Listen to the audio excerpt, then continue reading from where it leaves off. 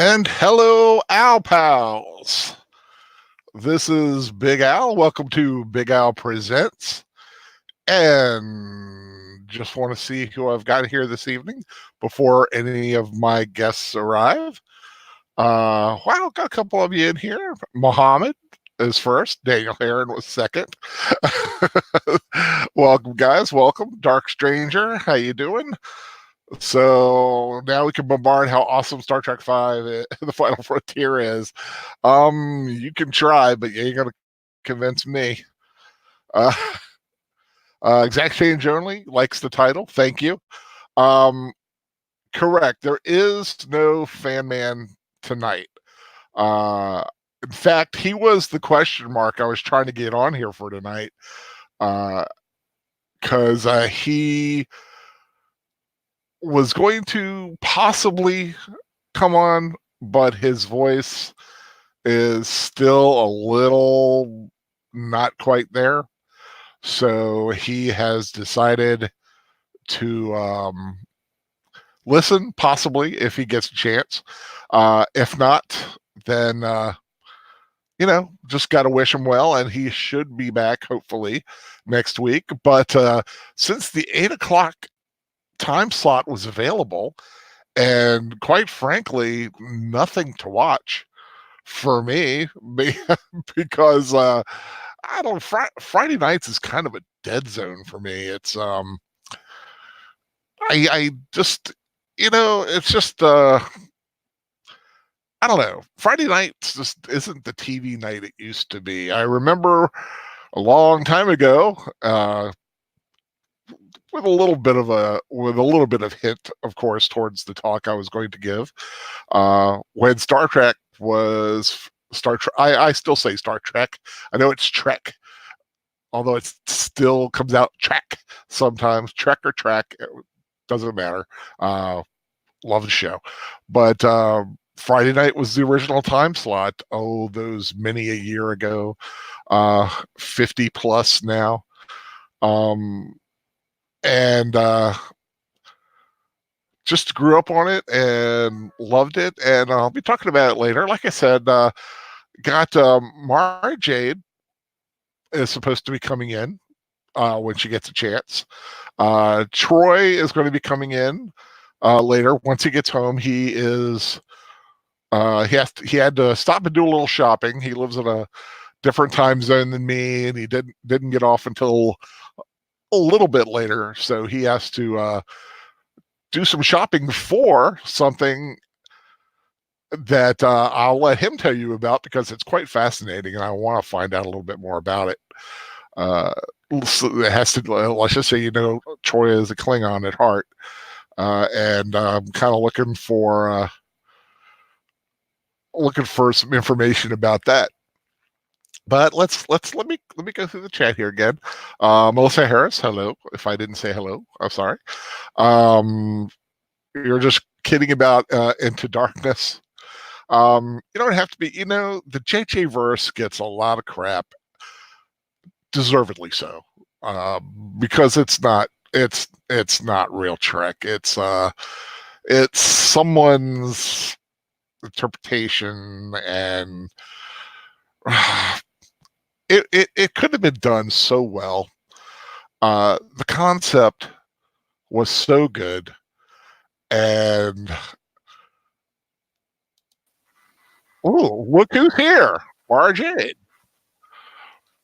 Say hi, Mara Jade. I am on and live.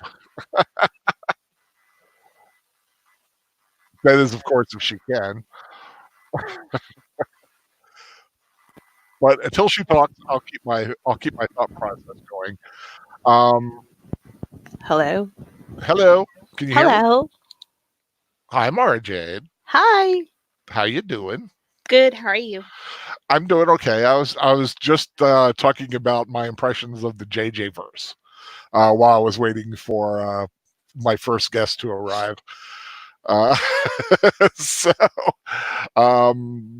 you are, as you said, you're a Trekkie. Uh Um, and I am so glad you are, because I really wanted to do a show that had at least 2 people on here. I was hoping to get Fan Man, but he's still not quite right.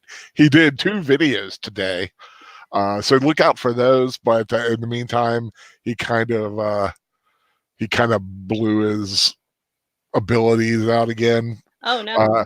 Well, he's when you have a bad voice, it gets weird on you quick. Mhm. And he likes doing the videos, so he's able to do that. But I think the live show, as we all saw last week, the longer he talks continuously. If did you join us last week for Halloween 3? No, I had stuff for work. You Uh, guys start them so early, and I'm still at work. well, did you listen eventually? No, because I hated Halloween 3. Sorry. Okay, but well, that's fine. That's fine. People are allowed to hate movies. That's like they're allowed to like movies. Hmm. Sorry, I had to get that out of the way. But, but go back to the Fan Man's channel. Hmm. Click on that stream if it's still there. It should still be there. Okay. Listen to the first part, then go to the mid part, and then go to the end and tell me. Well, I heard the end when you were alone for the most part. Right. So you heard some of it. Uh-huh. I And then just I was wanted, trying to figure out what was going on, but I was driving at the time, so I yeah. didn't fiddle with the I just wanted you to get the sound. full. I want you to get the full effect of what was going on with poor Fan Man's voice. Okay, I'll have to check it out. Oh God, it was so terrible. He started fine. He started sexy. He started Barry White sexy. Okay. Wow. But Barry White left the building, and then it just became a poor version of, hey, look who's in the building. Our first Who's in the building? Hey, it's Troy. How's it going? Have I missed much? You have not missed anything, my friend. I've just started. Awesome. I started at 8 on the button, baby. I saw that. I was in the car, and my phone buzzed because I got the invitation, and I was like, I'm so close. I'm not even going to respond. I'm just going to get home and log on. Okay, well, officially, let me welcome you to the chat, ladies and gentlemen. This is Troy Pacelli, the Klingon cleric himself. Kapla! Yay! Kapla! Today is a good day to live stream. I haven't even updated my picture yet. I'm still running the Hellraiser icon. Well, I just changed mine literally as I was going on the air. My little me in a check outfit that I did with the little Enterprise over the planet. Oh, it's super cute. Yeah, Awesome. I when Bitmoji was actually BitTunes, when you could go in and do full cartoons of your own design with everything. I did a ton of things. I was able to make myself a Star Trek outfit. I'll leave you guys to talk amongst yourselves. I am going to take this opportunity to let Fan Man know that, Al is not dancing on his grave. He just saw that there was a gap and he wanted to stand in and fill in that gap. I even welcomed the Fan Man on tonight. Yep. But I mean, he might be a little upset that I was telling Margaret, go back and check out what happened to his voice. He released a video earlier this week. He sounded like he was doing okay. I think he's good for short bursts. And I don't know. But you could still hear it a little bit. But I was hoping to at least get him on to at least maybe do a little Trek reflection. Trek flexion, as maybe we could call it. Well, keep in mind that his voice is his moneymaker, so he's got to be conservative with that. He needs to rest it. But like I said, the fans want people. They want people to talk to, and I literally was doing nothing tonight except whatever might show up on TV, or I might have played on my Kindle. Fair enough. So fill me in. What have I missed? You missed me just rambling. I was about to go into how the JJ verse went awry. I had such high hopes for it, and initially it wasn't I mean, when I first saw the movie, I thought it was really cool that I saw the movie. And Marge, what happened to Marge? She said she needed to step out for a moment. Yeah, her plumber is here. Okay, that's fine. So she can clock back in. Mara used the same login. Yeah. So you can be right in, and if I don't see you, just bring it in chat. Someone bring it to my attention, because sometimes I'm not always looking at the chat. But someone was teasing me about Star Trek V, and then comparing it to. So as long as you Darkness. just mentioned that Star Trek V, let's hit that one right now, because I've been chomping at the bit every time you guys bring it up on any of the other streams. I think that Star Trek V was horrible, but just like so many other things like Superman Returns and even the prequel Star Wars looks better by comparison to what's come since. Okay? I will give you that Star Trek V is immensely better than the JJ verse. And if you think about it, you can say it's a bad Star Trek film, but it doesn't really hurt continuity terribly. No. The worst that it does is it gives Spock a half brother that never existed before. But who cares? Yeah. My also basically with Star Trek V is William Shatner. His direction was just all over the place. I also had an issue with the special effects, which just weren't up to snuff. I thought they were fine, but they weren't what we've had. And I just wasn't impressed with the Klingons. Star Trek V? In Star Trek V, the main Klingon guy, he's skinny and young, and now the girl, the woman, that's a Klingon female. Now, what's ironic about that is I've seen that guy in person. I'm forgetting his name. He did look smaller than he really is. I don't know how they managed that, because he's a big, beefy power lifter, or he was at the time, and I don't know why they put him with I can't remember her name, but they put him with this huge female, which did not help his case. And she looks phenomenal in person too. Oh, definitely. Yeah, I've met them both too. Yeah. I did not tell them, of course.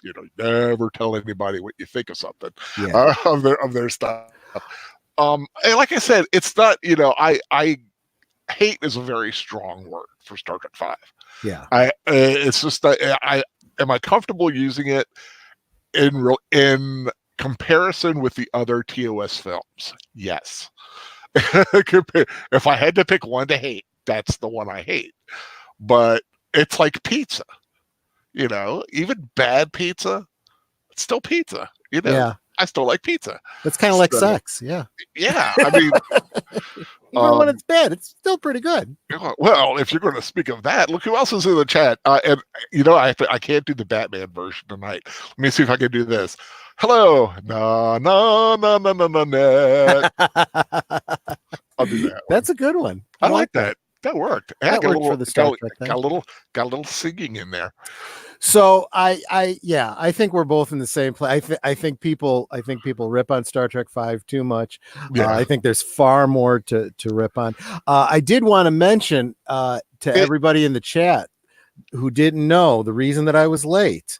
I was running late because after work I had to stop at the store on the way home because I'm having a Klingon dinner party tomorrow. So I had to pick up. I had to stop at the Asian food market because I'm making my sector famous gach.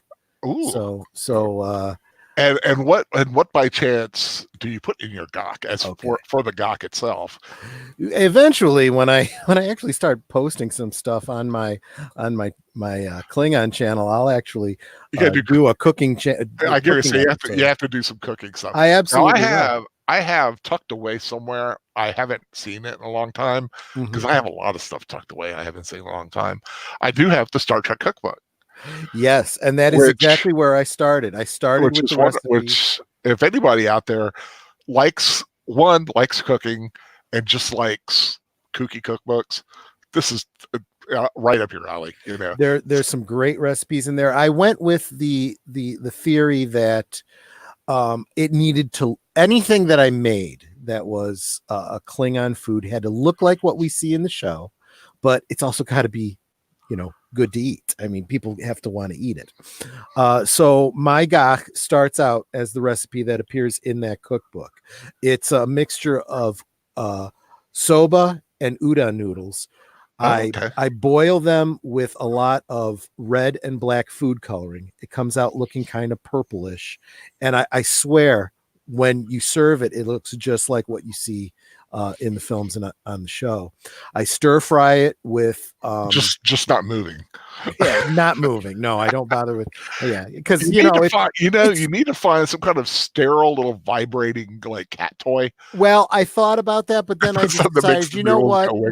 Here we are in this quadrant. It's just so hard to smuggle live gach across the neutral zone. So I just sometimes you just got to make do. Like on Terra here, Sol in the Sol system, sometimes you eat something raw with worms in it can really get you in trouble. Yeah, you see that picture of that guy that was like filled with worms from eating sushi for years? Oh no, I hadn't. I don't think I want to look into that. Yeah, but his X-ray was like, ugh. So soba and udon noodles dyed, for color, a bit of soy sauce, and I stir fry it with bean sprouts, green onions, and the kind of seasoning that you would use on fried rice. It tastes incredible, looks just like gach, and that's the central portion of the meal. Because this is where we just left the 10th month. We're actually celebrating late this year. Every year in October, we celebrate a Klingon holiday called Chitlop, which is, I guess the analogy would be to Memorial Day or Armed Forces Day. Oh, okay. It's to honor those who have died honorably, kind of. And those who are still serving honorably. And just to celebrate the Klingon military, this isn't just made up. This comes from the Power Klingon, the Klingon language book, and it's celebrated in the 10th month. Usually, the guests bring a serving of tobaj legs, stuffed tobaj legs. I don't make people do that. I just say potluck, bring whatever you want. Right. And generally I serve tobaj legs, which is last year I hit on what I thought was the perfect recipe. It's chicken legs with the meat scraped down to the side, scraped to the top, and inverted so that it could be stuffed. With a Parmesan Romano mixture, and then tied off. It was seen in Star Trek Discovery. It was mentioned previously, but it was shown for the first time in the show. So since I was able to get good pictures of it, I was able to replicate a pretty yummy dish. And so, yeah, that's what we're serving tomorrow. And of course, whatever people bring, and there'll be plenty of blood wine and plenty of Romulan ale. So, and now, what is your blood wine of choice? Well, when I make it, it's the Carton family vintage is cranberry juice with Everclear. Okay, so cranberry juice with a kick. Exactly. See, I always wonder, be like, take a nice like dark burgundy and like. Well, here's the interesting thing. Or like a mulled burgundy wine. There is an excellent recipe that I found online for a mulled wine that I've been wanting to serve, but when I'm doing so many other foods, sometimes it can be a real challenge to do so many different recipes. Just kind of throw a few things in here and there. Yeah, I thought it was fascinating when you mentioned that when I full disclosure, put this stream together literally just a couple hours ago when I was because well, I'll get into other stuff later.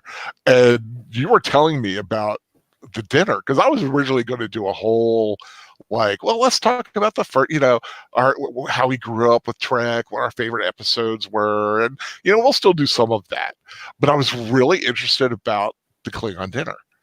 Yeah, and how what happens. I'm sure you're in full regalia. Well. Or are you, or at least partial regalia? We kind of go the cheap route. We'll either do original series or we'll do Klingon casual.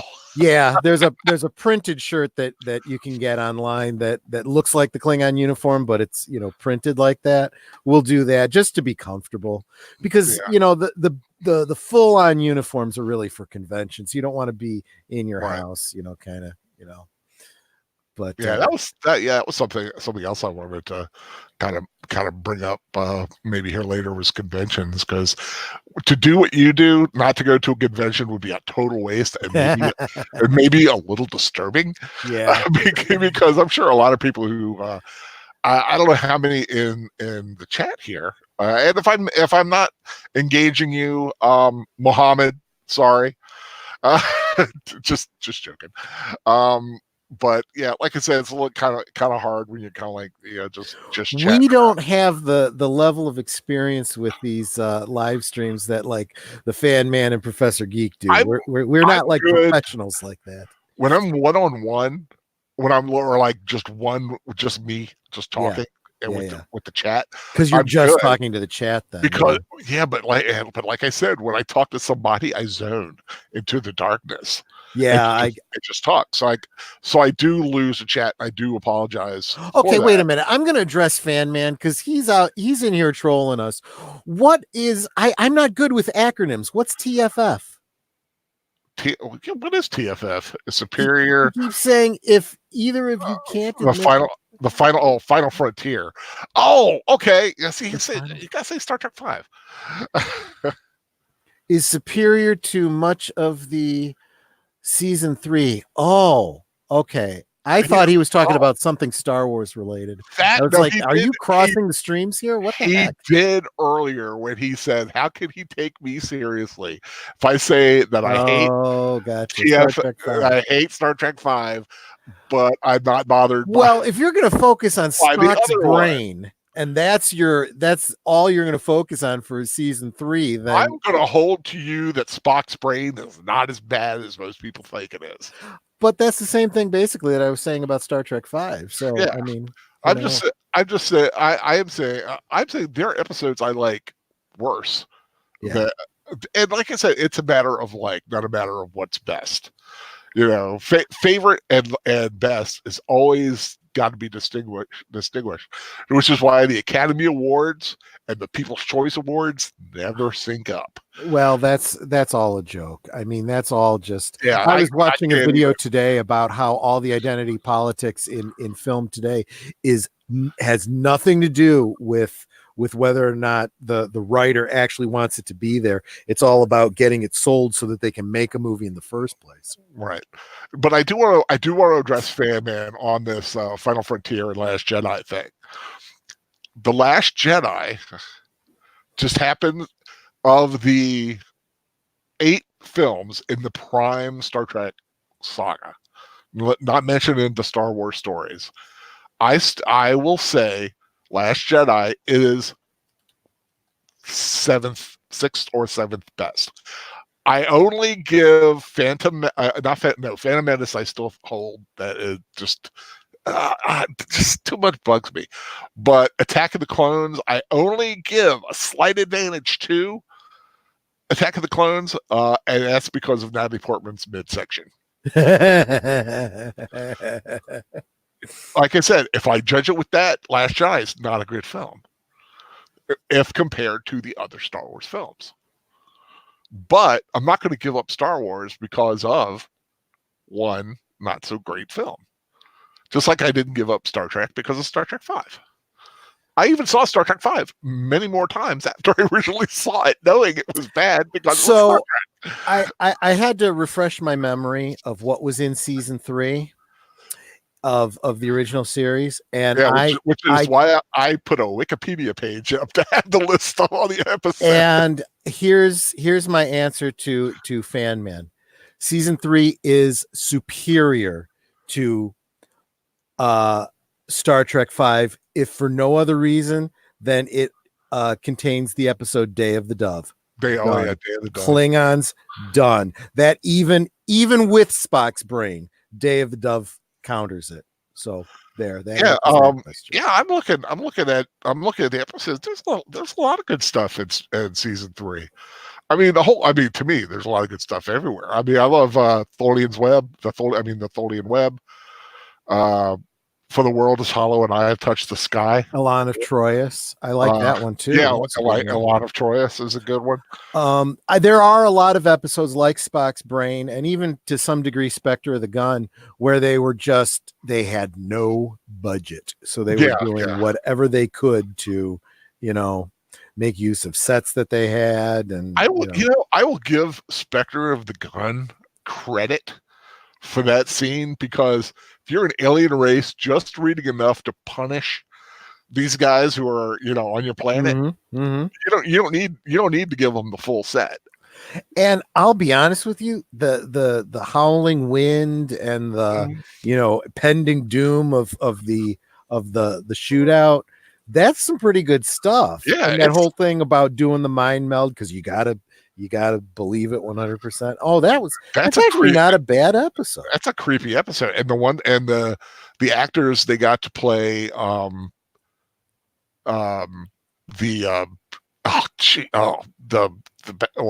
bad guys, but not really the bad guys. The Earps, right? The Earps, the Earps and Doc Holliday were sufficiently creepy when you really look at them. They were great. But yeah, I mean. Season 3, it started with Spock's brain, which is, I love Spock's brain. Ultimately, it's got some hot chicks. Yep. Which never hurts. And when you think about it, that, the first episode going into a season that is kind of trying to keep something going, it makes me think of what season of it was of Babylon 5, where the first episode was the lower decks and it's focused on two janitors on the station. Yeah. It's we got to come up with something to keep the show going before we hit our stride again. Let's get this, Yeah, Enterprise Incident, a good one. Paradise Syndrome. Is Paradise Syndrome the one I'm thinking about? That's the one. Oh, okay, yeah. That's the one with the plants that I am Kirok. Oh, that was a good one. That's an awesome one. Yeah, the one with the plants was, I think that was an earlier episode, wasn't it? I can't remember. Although the Paradise Syndrome, you can't watch that now because that's problematic. This Side of Paradise was the one with the plants that made everybody want to stay on the planet. Right.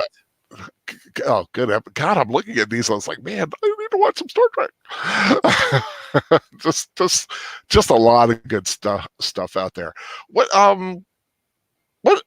ultimately, like Desert Island episodes. If you could only take, like, you had a flash drive that fit, let's say 5 episodes of the original series. Oh gosh. Well, I can't even think. I think City on the Edge of Forever. Absolutely. Classic. Yep. Space Seed. Oh, yep.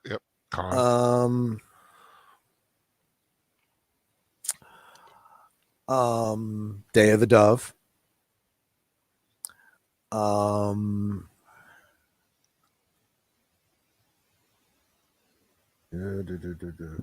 Arena. All that. The one with the Gorn. The Gorn, Yeah. yeah. And was the Enterprise incident the one with the Romulan? Yeah, the Romulans one. who now had the Klingon ships. No. Oh, no. It wasn't that one then. It was the one where they were playing cat and mouse with Mark Leonard. Which coming to my desert island, that's probably one of mine. Balance of Terror. Balance of Terror. That was the one I meant. Okay, Balance of Terror is one of my favorite episodes. I of course would have to have the triple episode, Trouble with Tribbles. Because I dig the triples. I would also go with what is the names? The Immunity Syndrome. With the big giant amoeba. I like the space ones, the ones where they're in space a lot. I would probably also go, just because she's so hot, I can't deal with it, Dagger of the Mind with Dr. Helen Noel when they go down to the prison planet. And let's say if I get one more, probably Devil in the Dark. Oh, No Kill Eye. Yeah. No Kill Eye, another favorite of mine. But yeah, so many to choose from. But yeah, if I had to choose just a few special episodes, those would be it. Of course, I could go on, but I just was try not to take up the entire thing. I saw Fan Man. Yeah, what was the comment from Fan Man that we missed? Yeah, like I said, he said that was Balance of Terror season 1. Yep. But he says I missed. You guys either ignored or missed my comment about TOS. And I'm looking back and I'm not seeing anything about Wrath of Khan. Repost it, Fan Man, and we'll look at it. In the meantime, Dark Stranger, if you... Wait, say that again. The Final Frontier is more TOS in some ways than the Wrath of Khan. The Final Frontier is more TOS than the Wrath of Khan. The Final Frontier. Yeah, you know what? I mean, I will agree with that because here's why.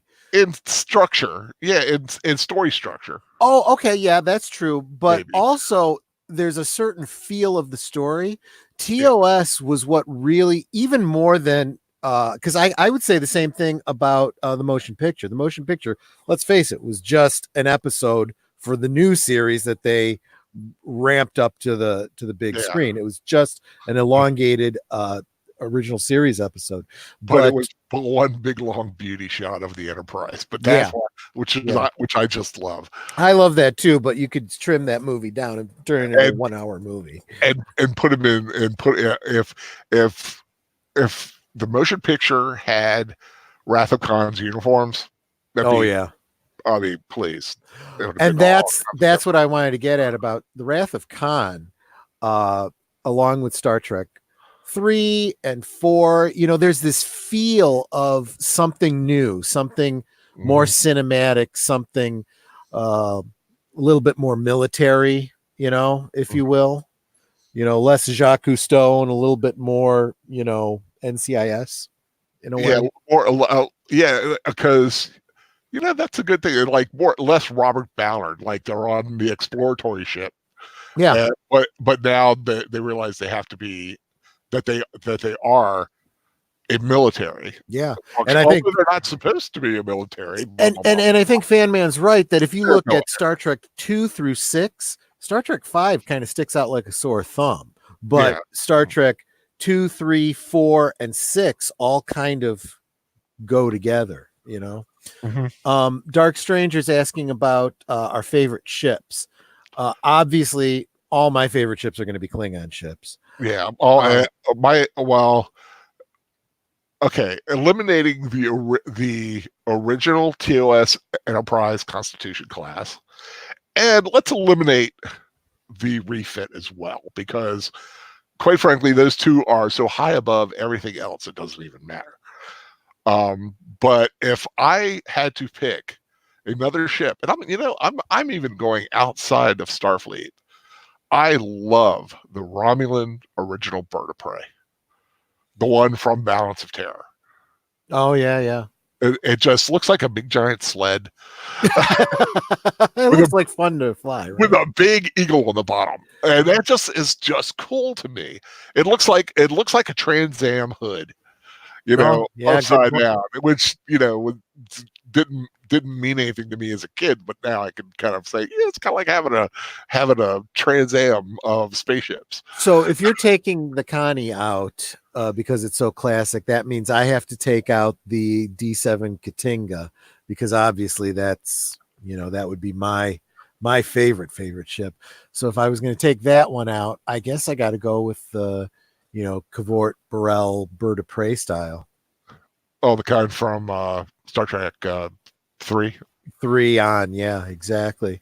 Yeah. I think I like that ship functionally, but I don't know. Sometimes it just. I think that it takes that whole bird painted on thing even a step further, because it integrates it into the shape of the ship. Yeah, it's integrated into the wing. It looks like a big giant bird of prey. Yeah. And like I said, you give that to a Romulan, slap some paint on that bad boy, she'd be sweet.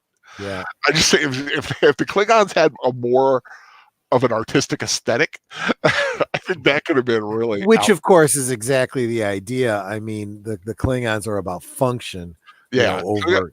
All that is superfluous. That's why Klingons don't have words for thank you and hello and stuff like that. Those that just get to your point. What are you trying to say? Right.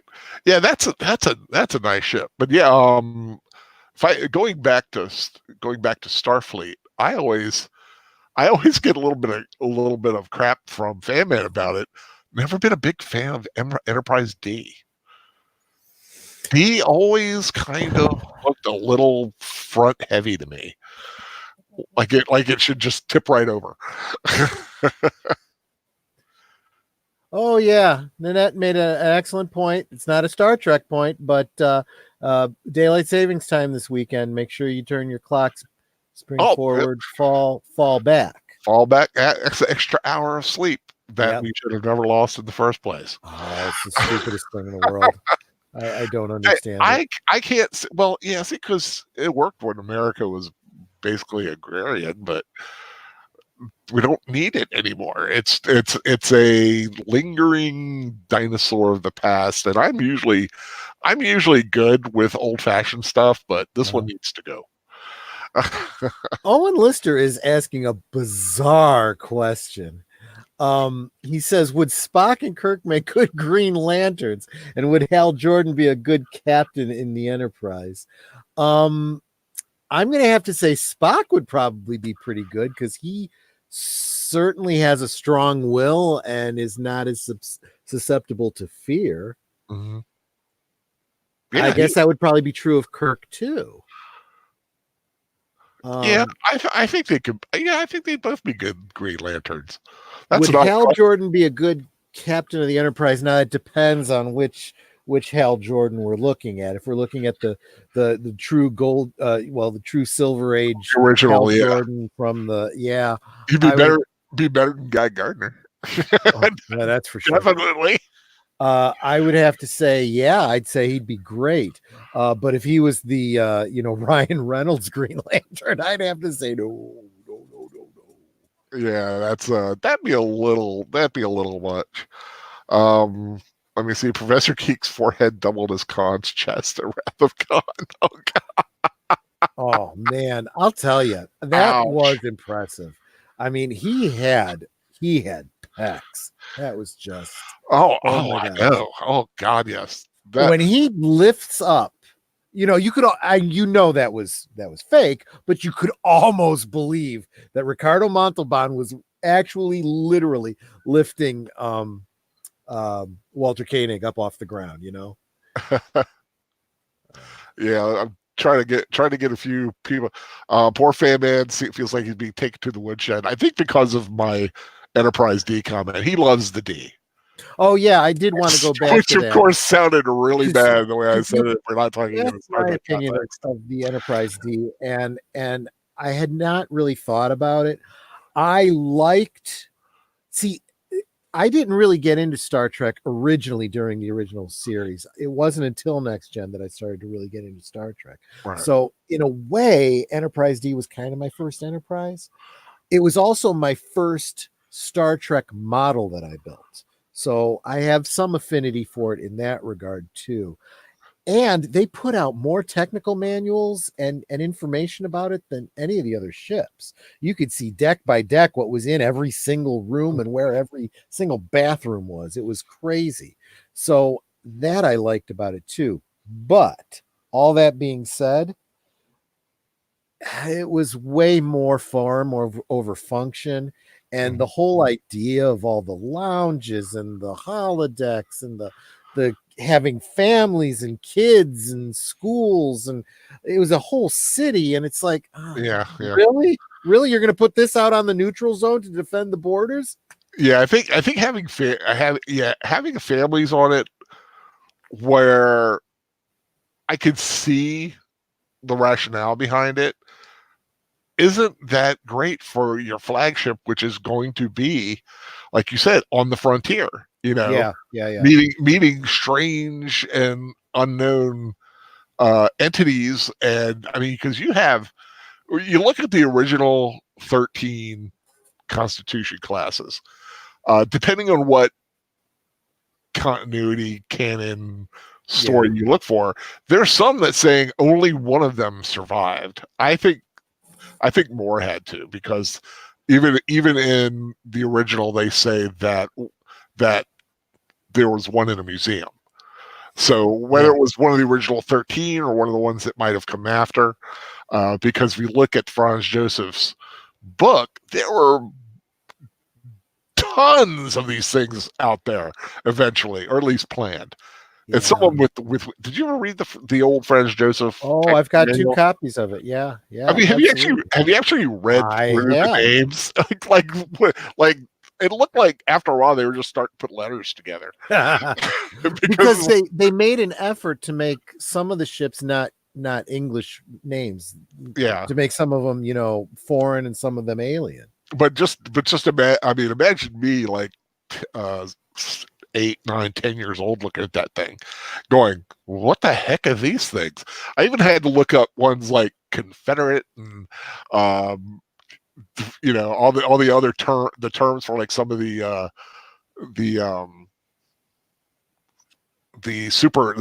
dreadnoughts. The dreadnoughts. Because they I love that ship too. What's an entente? Yeah. But those were neat. I wish we had seen some more of those in action. Some of the original Franz Joseph designs, the dreadnoughts and the scout and the destroyer and the tug. I mean, I don't think the Ptolemies get enough credit. Ptolemy, yeah, exactly. The Ptolemies are a cool concept. Do you watch Trek Yards? YouTube? Yeah, I do. Sometimes I do. I like that channel. I do subscribe to them. They make some good commentaries about it. They have that for anyone out there who loves Star Trek ships, or even just because they even do some non-Trek ships too. Go to see Trek Yards. They are awesome because they will go in, and because the one guy, the commander, he's a 3D modeler. Yeah. And one thing he says, he does some great 3D models of those ships. One of the things that Commander Cocking says that I love, he always says that form follows function. He intelligently looks at the form of the ships and infers things about them. And I wish that the writers would put that much thought into things when they're doing it. Mm-hmm. They used to when it was Rick Sternbach and Mike Okuda and whatnot. Not so much anymore. Oh, yeah. What Fan Man's bringing up the Lochnar, one of the old FASA ships. Yep. I like the Lochnar and the Larson. I think those are two that I really like. Some of them are really bizarre looking. But some of those faster ships are really nice and definitely fit into the aesthetic very well. Yeah. I saw someone mention the Defiant. Oh, it was Fan Man again. Wow, Fan Man. See, that's why I tried to get Which Fan Man on. Defiant? Fan Man, do you want to join us? Because I will. Yeah, I will come send on you in. the link, man, if you want to get in here. Aged Boomer is saying USS Excelsior is better than the Enterprise. Depends on which Enterprise you're talking about. I don't think better than the Carney. No ship's better than the original Connie, in my opinion. Of course, functionally, sure, a couple of good shots right at the nacelles, Yeah. you're dead, or even at the neck. It's a logistical nightmare. But if you think of shields and deflector shields, armor strength, things like that, that can make a whole lot of difference too. The Defiant is a great design for a warship, because that sucker, when that sucker first unleashed those quantum torpedoes, like rapid fire, that was a thing of beauty. I think we need to stop and acknowledge Mara Jade's comment. Big Al, would you still like me to stand there and look pretty? I think the answer is obvious, Big Al. Respond, please. Of course. Do you want? Oh, does she want back in? Well, I don't see her trying to get back in. Yeah, just use the same link that use the same link. You Is can that come what? back in? Yeah, come join us. Why not? Yeah, it's the exact same thing. I went back. I was looking at StreamYard. Nothing was there. But anyway, so yeah, obviously, when it comes to ships, I'm always going to lean towards the Klingon ships. Yeah. But believe it or not, in Star Trek Online, I've been using the sarcophagus ship from Star Trek Discovery. I hate the look of the ship, but it plays really well in the game. So for that reason, I like it. I've never done the Star Trek Online. I don't think I have I don't think I have the computing power. You don't. You're lucky you can handle the StreamYard. Yeah, I am. I truly am. I'm not, like I said, never been a big gamer anyway, but I do like the concept of having your own ship and kind of doing whatever. But I'm probably going to eventually end up doing a video just about Star Trek Online, especially the history of it. Sure. I was really excited when it was in beta testing. It started out as another company, and then that company folded, and then the company that has it now picked it up, and they completely changed the artwork and the plan for it. They couldn't decide if they wanted it to be first person or third person. I think a lot of people would have loved for it to have been first person, so that you could literally see the bridge of your ship from the point of view of the captain. And I think a lot of people wanted to be able to have a crew of other players, in the ship position. And as it is, you can't do that. You get your own ship, and you're the captain of that ship. Mara Jade is here. Everyone. Hello, Mara Jade. Hi. She has nothing to add to the ship conversation. No, not really. Sorry. Which is fine. So Troy. Hi, Troy. Hey, how you doing? Let me talk to Mara. How are you? Let me talk to Mara Jade for a moment. Hello, dear. Wow. How are you doing? I'm good, thank you. How are you? I hope the plumbing's working. Oh Lord, no. But that's a whole other issue. No, sorry. No, I'm talking real. I'm talking real. I know what you meant, but it just sounded funny. Sounded right. Well, just like I said, Fan Man likes the D, but. I missed that. I'm surprised that when he caught that, I'm like, nobody caught that. Oh my god! But I did. I caught it when I accidentally said it. Oh my goodness. But Mara Jade, you are a Trekkie. You do like Star Trek. I do. Right. What's your personal history with Trek? My personal history. Yeah, what brought you to being a lovely woman who loves Star Trek? Oh, well, it would be on reruns after school, and I would watch it. Awesome. Okay, I talked to Tori about this. You have a flash. You're on a desert island with a flash drive that can only hold about 5 episodes of the original series. Okay, I'm on a desert island that has electricity. Yes, this Okay, is a good. very special island. Okay. It has electricity and one computer that has a flash drive, and you can watch these 5 movies. These 5 Movies episodes. or episodes? Oh, episodes. Okay. 5 episodes of the original series over and over again. Which 5 do you pick? Trouble with Tribbles. Ah, my girl. For Thank sure. you. Amok Time for sure. Oh, good choice. I liked the one where they went back that. to that planet that was like New York. I don't remember what it was called. I can't remember off the top of my head. Are you talking about the one where they go after Bones when he's crazy, or Miri? I think it's Crazy. Okay, City on the Edge of Forever, which is probably, I think, I wouldn't even say arguably the best episode of the original series. And then I would have to put the first episode just for the feels of the first episode. Okay, you're talking about the Where No Man Has Gone Before, or Charlie X, which actually aired first. Oh, that's a good point. Where No Man Has Gone Before. Yeah. Okay, I love these little technicalities that only Trekkies get. And then, what was it? Was it the first one with Khan? What was it? Space Seed? Space Seed. That was called? Yep. Yes. That one was good too. She's linking up more with you, Troy, I think, a little bit. Yeah, I think so. Because the only one she got of mine was Trouble with Tribbles. Because mine was Balance of Terror, which Troy also picked, which was. But Mirror is good too. Isn't that the one with Mirror? Yeah, that's the one with the. Mirror is like Mirror almost was like 6th, but I picked Devil in the Dark because I love the Horta.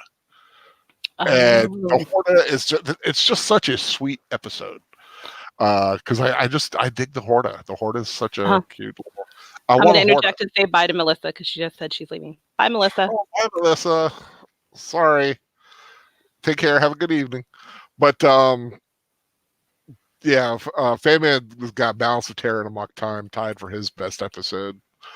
Okay. Definitely, definitely up there. I think, like I said, favorite, best. I think best you have to almost go with City on the Edge of Forever, which oh God, so tragic. I mean, you don't really pick it up as a kid, but the adult, when I finally got around to adult, you see how tragic some of these episodes are. Like Paradise Syndrome, we were talking about earlier, when he loses his wife and child, when he thought he was Kirok, the healer. I mean, that's God. But and actually, a lot of that comes back in Star Trek Continues, which I've always pushed, and I've always been a fan of. Have you ever seen? I know Troy has. Have you ever seen any of the Star Trek Continues episodes? I haven't. There are some wonderful episodes, and there's one where Kirk is having hallucinations, and he sees all of his past loves that he's lost, and he keeps seeing this little child, and you eventually find out it was the child he lost with Mirami, or whatever, Mirami. Yeah, from that episode. Oh, Miramani. Miramani, thank you. I knew it was. I knew it wasn't. Yeah, Miri would be creepy. She was the young girl. Miramani, yeah. Kim Darby, but but it turned out to be her daughter, and oh God, that just was crushing. Just such a beautiful moment where he had that moment with his child. But yeah, Star Trek Continues. Please, people, they're out there. They're free. Watch these episodes. So where did you find them? They're on YouTube, I believe, or just go to StarTrekContinues.com. Yeah. Oh, okay. They're out. Yeah, they're out there for free, and they're literally they continue from the last episode, where the last episode ended, which was the Turnabout Intruder, where Kirk is turned into a woman, and the woman tries to take control of the Enterprise of Kirk's body. They literally like recreate the very last scene in the hallway, but then like go to the bridge and have a small scene there. And that was kind of like a test bed for them to see if they could get the look and everything right. And then they've done 10 full episodes up to the return home from the 5-year mission. And it's awesome. It looks like Star Trek. The actors are excellent in this stuff. It's got Vic Mignogna playing Kirk. It's got Todd Haberkorn. I can never get his name right. Plays Spock wonderfully. And Grant Imahara from Mythbusters plays Sulu. Yep. Oh, really? Yeah, Oh, and he's a great Sulu. And one of the greatest images is you actually get to see Vic Mignogna in the motion picture outfit At the very last episode. at the very last episode, and it's a funny scene. I don't want to give anything else away, but it's pretty funny what he has to say when his crew remarks about what he's wearing. But yeah, good episodes, all of them. But yeah, I've met that. And of course the biggest in that show, Chris Doohan, James Doohan's son, plays Scotty and is a freaking clone of Scotty. wow. He also does the voice of Scotty in Star Trek Online. Yeah, he's great, real great guy too. Met him a couple times, and just a really nice guy. But yeah, just so we got that. You were able to give us your episodes. Anything? You live out in the California area. I do. Yeah. You ever like go and meet anybody or see anybody? Do conventions? Not really. Really? She has tea every Tuesday with Gates McFadden. What are you talking about? I know. You live in La La Land, for God's sake. I do, but I mean, with the situation with my parents, I really couldn't get out and about. That's true. I'm sorry. Didn't think No. I'm just saying about that. I mean, now I guess I could convention it up all over the place. Daniel Heron has. Oh, he's talking to Fan Man about a serious question. So I'll let Fan Man answer that. Continues the one done by Vic Mignogna. Shame about all the crap he's going through. Oh gosh, that's you're just right, ridiculous. That whole situation is. I stand with Vic. Stupid. I stand with Vic too. At worst, it was a dumb joke. It is not something to cost a man his career.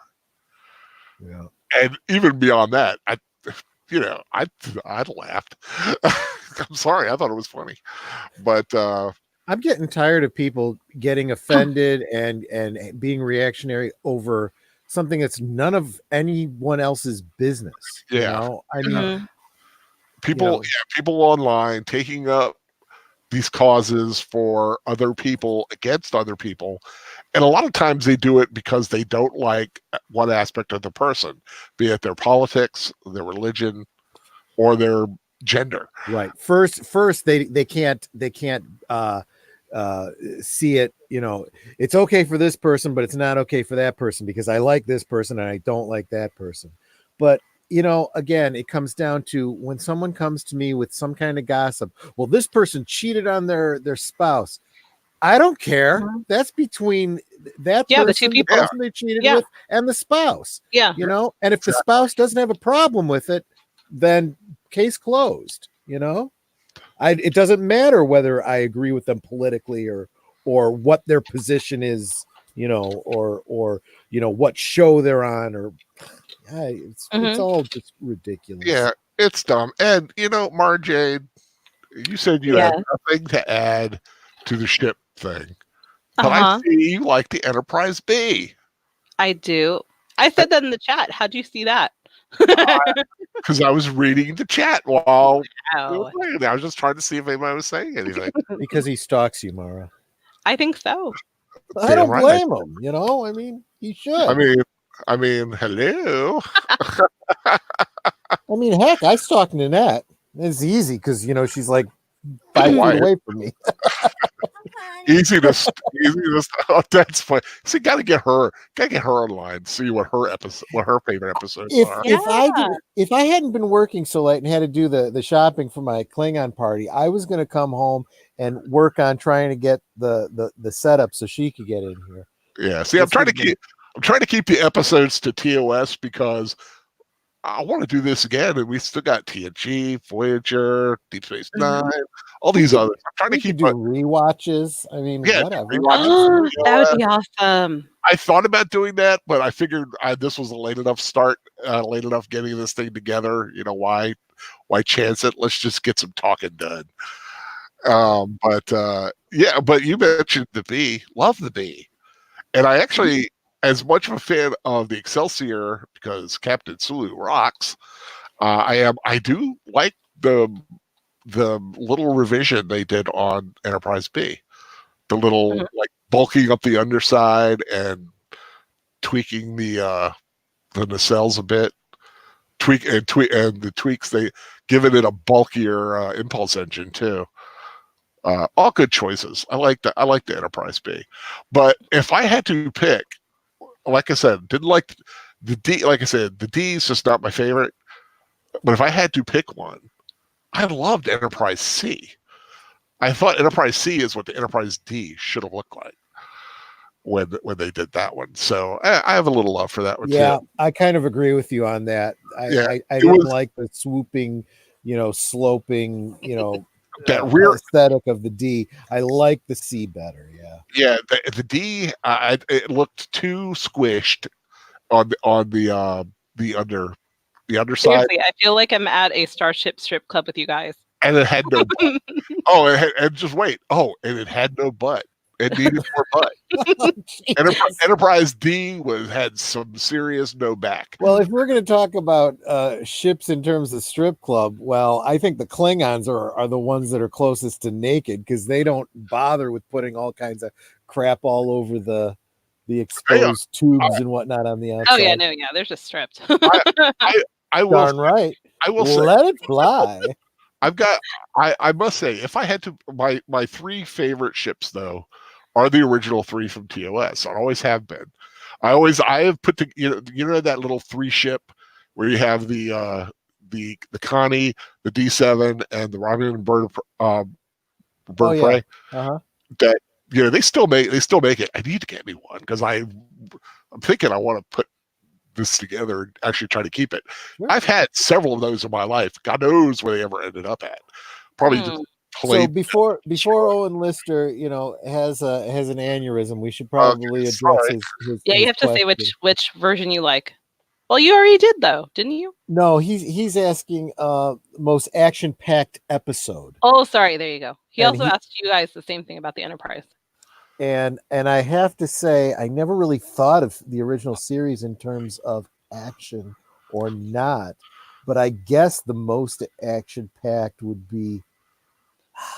Well, let's throw out a couple of them there. We got the Arena. We got Amok Time. Mm-hmm. Oh yeah. Gamesters of Triskelion. Yep. Oh yeah. Yeah, you're just thinking about the outfit. Well, which is an outfit you can get in Star Trek Online, by the way. Just saying. Balance of Terror has some good action, but there's also a lot of sitting around stalking like submarines. Yeah, that's very cat and mouse. That's not like big shoot 'em up. A little. So if you're going for space battles, I mean, the Ultimate Computer. Ultimate Computer. But if you're also talking on land, I mean, like on planetary action. Yeah. Shore Leave has some good action. Oh yeah, like running from a zero and tigers and samurai and knights and that's a cool episode. For Shore Leave, the local big convention in Baltimore got its name. Was from Shore Leave, and that's why they have a big giant bunny as their symbol.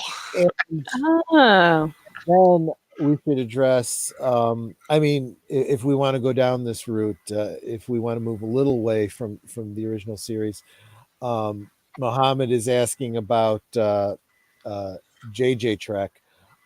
First, the big thing I got to address with you, Mohammed, how it hurts my heart when you say I liked it as a kid. You liked it as a kid. Oh, that hurts. I feel so old. Yeah. A kid Well, when Muhammad is JJ came out. Muhammad is When a he was a wee little child. he is he is a youngin. I mean, yes, he I is still actually- young when I think about it. Actually, Muhammad, this brings me back to what I was talking about before my guest joined, which was JJ, the JJ verse, the Kelvin Mhm. verse, whatever you want to talk. Yeah. I remember Mhm. seeing the first film. I liked the first film when I saw it. Uh-huh. It hasn't aged well. Now, Yeah. I will say the one thing I have never liked about the JJ verse is the USS Enterprise. That thing is an atrocity to starship design, in my estimation. It's all over the place, and it's just wrong. But just filming wise, like I said, the look of it, it's too shiny. It's Yeah. it's It's very slick. Yeah. lens flare is terrible, whereas TOS was very simple. The color palette is much different, and it's just a different feel. Now, if they had tried to go for at least a similar feel, I think Yeah. it would have aged well. So And sorry. if they had used the Enterprise from Discovery, which is the only thing I think Discovery has gotten halfway right, as a quote unquote updated Enterprise, Yeah. would have been a lot better. I actually, So well, Oh, yeah. sorry. No, go ahead. Go ahead. well, I think you hit the nail on the head as a halfway right enterprise, because it is only halfway. That you should not be changing classic stuff at all. No. What is the Mhm. point of nostalgia unless you honor the nostalgia? Exactly. I mean, just kind of as an aside, why spend $4 billion on Lucasfilm if you're going to completely undo, what it is you're supposed to be buying? What's the point? And I think by the same token, what I hated the most about the first JJ Prize film, Mhm. as with so many things, it's less about what I didn't like about it so much as what a lost opportunity it was. Right. It would have been so awesome to actually do a good story with a recasting of the original crew, set in the same universe, same timeline, that takes place before, that leads into the first episode of the original series, that Fine. uses Yeah. no, you don't have to use exactly the same, like Star Trek Continues did that bridge, but you can do it in such a way that It honors the original. yeah. So But instead of still having looks rocker arms, you have the exact same, but it's a touchpad, Right. It's like that, that has You that know, honors the aesthetic, but with a more updated technology. You can do it. yeah. Yeah. It's because when you really when you look at the lights and the controls of the original Enterprise, it's toggle switches, regular Yeah. keyboard buttons, Christmas lighty looking things, and it looks. I mean, yeah, that was futuristic in 1967, or six, well, whatever. But it doesn't work, of course, for today, and of course, it's not going to look futuristic. But you can take today's looks, Yeah. and do it, but with a similar uniform aesthetic. Okay, getting back to Discovery, the uniforms that they had the Enterprise crew wearing, I was okay with. I could have lived with that being the quote unquote new uniform. I could have too, except for the collar. I mean, I wanted the collar to look like the original series collar. Yeah. But let's face it, when you're talking about JJ Prize and when you're talking about Discovery, I mean, this is not artistic decisions that they made because they thought it was a good idea. They did it for rights issues. They did it for marketing reasons. Yeah. And that's the kind of stuff. And it's the same reason that they're purposely killing off characters in Star Wars too.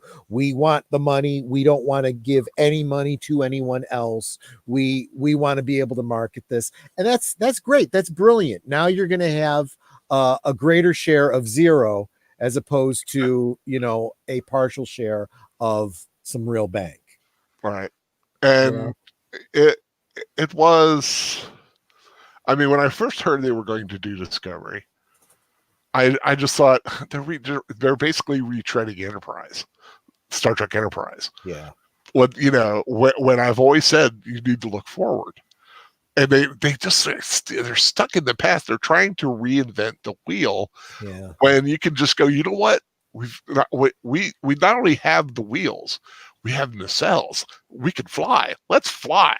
You know, let's not try to invent the wheel and make it rotate on your freaking saucer section like it does in Discovery, which makes no freaking sense. I was a huge fan of Enterprise. At least I got to be.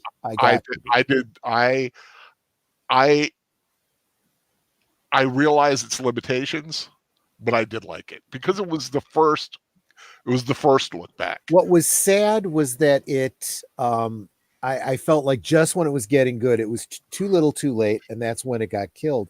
It was about to lead into the Romulan War, all the things that led to the birth of the Federation. Mm-hmm. I had thought and hoped when I heard that Discovery was going to take place between Enterprise and the original series, that's what it was going to be, that it was going to focus on that storyline that had been promised and not fulfilled. And it wasn't. Again, perfect opportunity, and they blew it. Yeah, they had this whole season around the Xindi, which I think was a low point for the series. It may have been good sci-fi. Yeah. But it wasn't good Trek. And that's what it needed to be. It had some interesting concepts, but it could have been on the wrong show. It had the right intention. It had a very Star Trek intention, because what was the Xindi story but a commentary on the world post 9/11? And I thought that was a great thing to do, but you don't draw it out into 2 whole seasons. Yeah. You do 1 episode and then make it something that you can touch on again in the future. You don't focus on it. But I'd say even worse than the Xindi was that whole temporal Cold War thing. God, yes. Especially since they decided, after 4 seasons, they decided, okay, they don't like this, let's wrap it up. Okay, none of this ever happened. Yeah, no, it's like, oh God. Yeah, and like we never did find out who Future Guy was. Yeah, that's true. Well, you do in Star Trek Online. I keep bringing it back to that. Okay, who was it? It was it's complicated. Okay. Star Trek Online has done a brilliant job of taking the loose threads from throughout Star Trek history and weaving them into a wonderful tapestry. You have to look at some things that happened in Voyager, and there was that one race that was changing time. They basically rewrote their own history and whatnot. And who's that actor who played? He was in RoboCop, and he was in that '70s show. What's his name? I played Red. Yeah. Yeah, I know you're talking about, man. I can't think. He played an alien who was no, not Peter Weller. Not RoboCop. The villain. The one who the one that Kurt. Yeah, Red Foreman from Kurt, that '70s show. His name's Kurt something, isn't it? I actually can't remember now. But he played a scientist who changed his history and kept monkeying with time and whatnot. Well, you get to meet him in Star Trek Online, and there's a really good story, very tragic, where you're working with him on temporal mechanics and stuff, and fighting the Borg and their time travel and whatnot, and you end up changing history, and the race that represented his wife never existed, and she's wiped out of existence, and he kind of finds out about it because of temporal wibbly wobbly timey wiminess, and he goes a little bit crazy and starts sounds like a Stargate episode. I remember. It's great stuff, and he's one of the factions that is very much involved in this Cold War, and it's inferred that he is future guy. Oh, okay. Well, yeah. I don't know. I probably, like I said, I don't have the circuits to get on that bad boy. So. But yeah, Enterprise had it had a lot going for it. I think they finally, in the fourth season, their last season, they finally started getting things right. Yeah, I agree. They started doing what we wanted, which was actual, very nostalgic, talking about things that we never had, bringing on other characters. But it took them 4 years. But by then, people had just tuned out. Yeah, and I mean, I was there. I watched the last season. But I will say the biggest reaction I ever had to Enterprise is when we had alien Nazis. When we had alien Nazis, I was like, yes! That was finally we get alien Nazis. That was just bizarre and just and you get the Enterprise zooming over the thing, blowing away measurements and stuff. Oh, it was beautiful. So let me ask both of you this question. So you're going to have to answer it separately. What was your introduction to Star Trek? I was a wee baby and it was on TV one day. Original series? Original series. Okay. I tried to think, because I was trying to think about. My memory does not go back to a point where I don't know Star Trek. It's always been there. Been there in my life. It used to be on daily, if not more than once daily. Yeah. Watched it all the time, but it's just, I don't remember a time when I didn't watch it. Like, I don't remember a time when I didn't know what the Flintstones were. I mean, this is just how old I am, but I used to watch it all the time. Just got really interested in it. Every time I had a chance, I would get a model of the Enterprise to put together. I could never get the damn nacelles to straight. The pylon, that was a challenging model. That pylon just didn't want to stay in that one slot straight to save its life, and I would play. I'd put them together, play with them, eventually break it, and then buy another one and put it together. And God knows how many of those AMTs at the time, or Revell. I think AMT did it. But I put together those. I put together the K9 station. I had all the models, putting them together all the time, playing with them, books, just whatever. I had the Mego, I had the Mego figures, the Mego figures, and like I had like the bridge at one time. I don't know where any of this stuff went. It just got lost in moves and the mists of time. God, I would love to I saw that there is a Captain Kirk Barbie. Yep. I am so tempted to get it because it actually looks like Kirk. Yep. And it's only $17.50, which is just shocking to me. How about you, Mara? How did you come to Trek? Like I said, it was always on TV. So you started with original series, like I started with original series and reruns, and then I started watching The Next Generation when it actually started. Mm-hmm. And then I watched it until it ended. Did you guys continue? Did you continue on with like Deep Space Nine, Voyager, stuff like that? Yeah, I mean, I haven't rewatched them, but I watched them. Yeah. I know I watched like every episode when it originally aired. Yeah, me too. Yeah. Deep Space Nine was a challenge for me because living in Chicago, Deep Space Nine appeared on the WG on the there what was CW or what is CW now, the channel that carried that carried the UPN network, and it was constantly being interrupted by the local sports channel Oh or the God, I sports hated that. Oh, wow.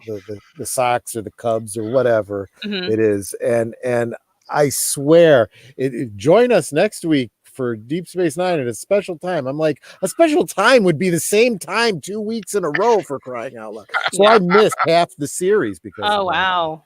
Yeah.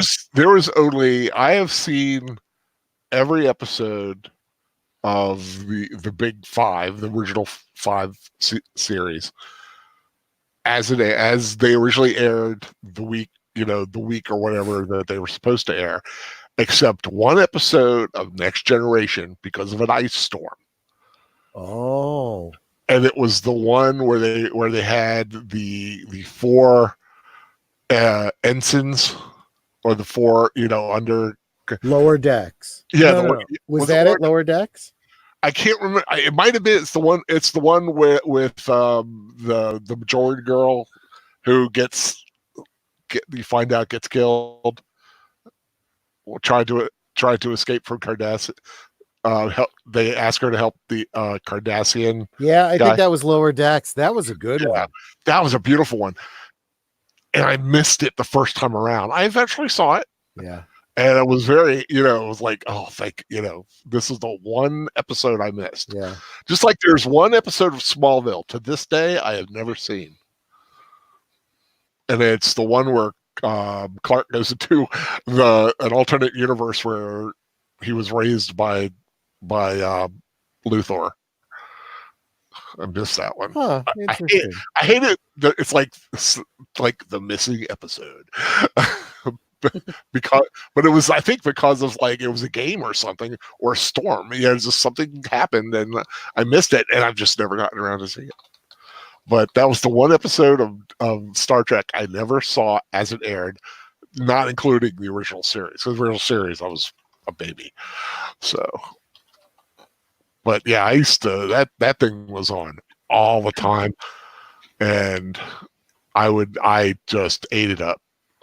I just lived and breathed Star Trek. I was a nerdy little kid. How about you, Troy? Oh, well, I started out not with so much the original series as the animated series. As a wee lad, I was watching the original series, and I wasn't real super into it. It was just part of the cartoon lineup. But then when I got to high school, and I tell everybody my first love was Star Wars, with the Kenner action figures and all that kind of stuff. But I did collect the Mego figures because I was also real into superheroes, and someone got me a Spock figure, and I'm like, okay, that's pretty cool. And I got myself a Klingon, and I had a couple of those. And then when I got to high school, I made some friends that one of them was like, hey, let's go to this Star Trek convention. I'm like, I'm not really into Star Trek. Yeah, let's go. It'll be a lot of fun. And it was it was a gateway drug. It really was. And I just kind of went crazy from there. And I was like, I want to do the role playing, and I want to get into the costuming. And I joined a Star Trek club, fan club, play role play by email and whatnot. And that was just before the Next Generation started. So I started really watching the Next Generation, and then going back and watching the reruns of the original series to kind of get caught up on the technology and the backstory and stuff. And it was after high school, when I went into college, very much involved with this club that I was talking about, is where I was at a convention doing we were doing recruiting for the club in uniform. I was in the Star Trek the bomber jacket, from Star Trek, from the Wrath of Khan, that era. And I saw this really hot blonde in a Next Gen uniform and a miniskirt. She got to be known as Captain Miniskirt at that convention, and I didn't even really have the nerve to talk to her. And found out a week later at the premiere of Star Trek VI that she had joined our club, and ended up marrying that woman. That's Nanette. Oh. So yeah, Nice. That's my Star Trek story. Very nice. Yeah, I still remember the very first convention I ever went to, and I think you'll appreciate this, Troy. First convention I ever went to, there were two major stars. One was Mira Furlan from Babylon 5. She is so sweet. Who is a lovely woman. And the second gentleman was John Colicos, Core. Oh, never got to meet him. Oh my gosh. What a class act. It was, I don't know what year it was. I somehow heard about this convention. It was a Volcon. I don't know if they still do them or not, but Volcon with a K. And the Baltimore one happened to be like that weekend. So I was like, you know what? I'm going to go to it, like just do the one day thing. And I went. It was my first experience. And I met Mira and I met John Colicos, and I got him to sign a picture of Core. And I kind of thought, I was like, man, this is so cool. I'm going to do more of this. Yeah. And that was it. I started going to all kinds. And I think at the same convention? I don't think it was that one, but it was another one. I met Andrew Probert. And we were talking starships, and I told him how much I did not like the Ferengi Marauder that he had designed. Not knowing he had designed the Ferengi Marauder. And it's like, okay. Oh, oops. Oopsie doodle. But I mean, a cool guy took it well. I mean, he's like, whatever. You make me think of George Wendt in the movie last week. She's just a stone cold bitch. That was my aunt, but with a heart of gold. But yeah, John Colicos was the first Trek guest I ever met. So that's very cool. One of the original greatest of all Klingons, Core, the Horror Master. Now, Mara, are you a convention goer? No, I haven't been able to go. You've never been to a convention? I've never been to like a Star Trek convention. I've been to Disney conventions, but not really Star Trek one. Yeah, I go to a D23 when it happens here. Wow, that's interesting. But I haven't been to like anything else. Okay, so now you're gonna have to stream about that. Yeah, if you do that on a regular basis, I want to hear about it. I want to go to Comic-Con, but it's so hard to get tickets to go. Yeah. Gosh, I can imagine. Got a question from Muhammad.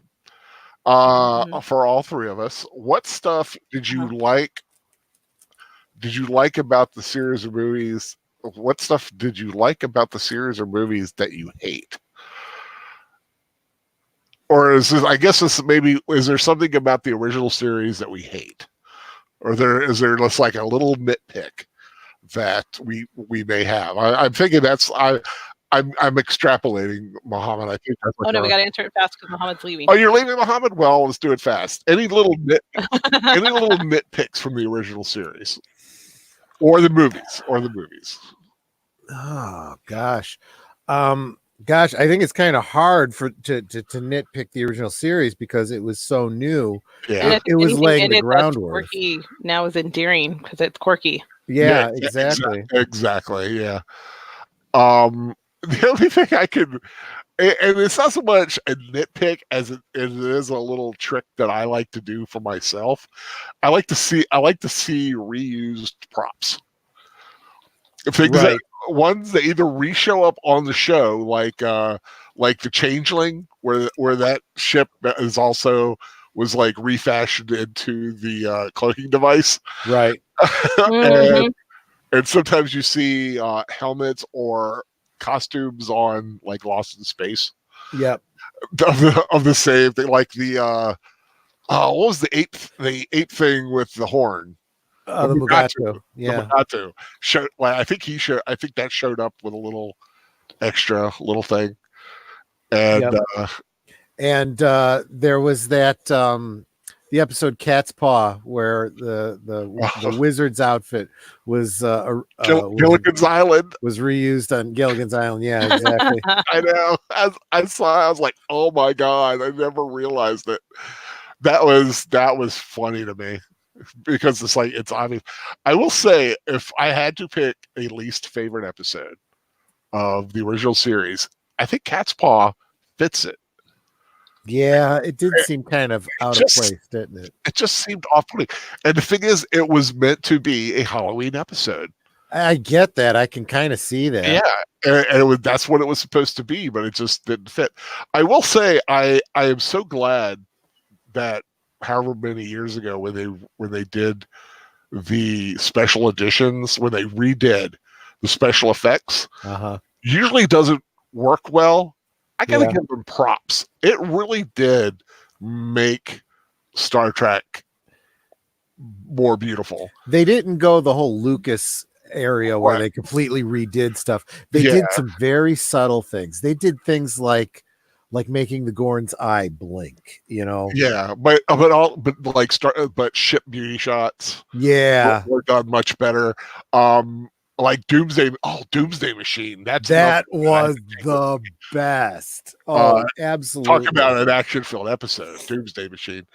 But when you see the constellation and you see bits and pieces coming off of it, and like little short circuits and stuff, that was beautifully done, and at least they got rid of what looked like. I swear, I love the original episodes before they redid the thing when the constellation is going into the maw of it. It literally looks like the back part of a very poorly done model that I probably would have done myself. That's how crooked everything looked within the original series. But this one made it. The new stuff makes it work so better. How can I have forgotten Doomsday Machine? God. So Big Al and Mara, what I'm throwing out Owen Lister's question. What moment from the original series made you laugh the hardest? The original series?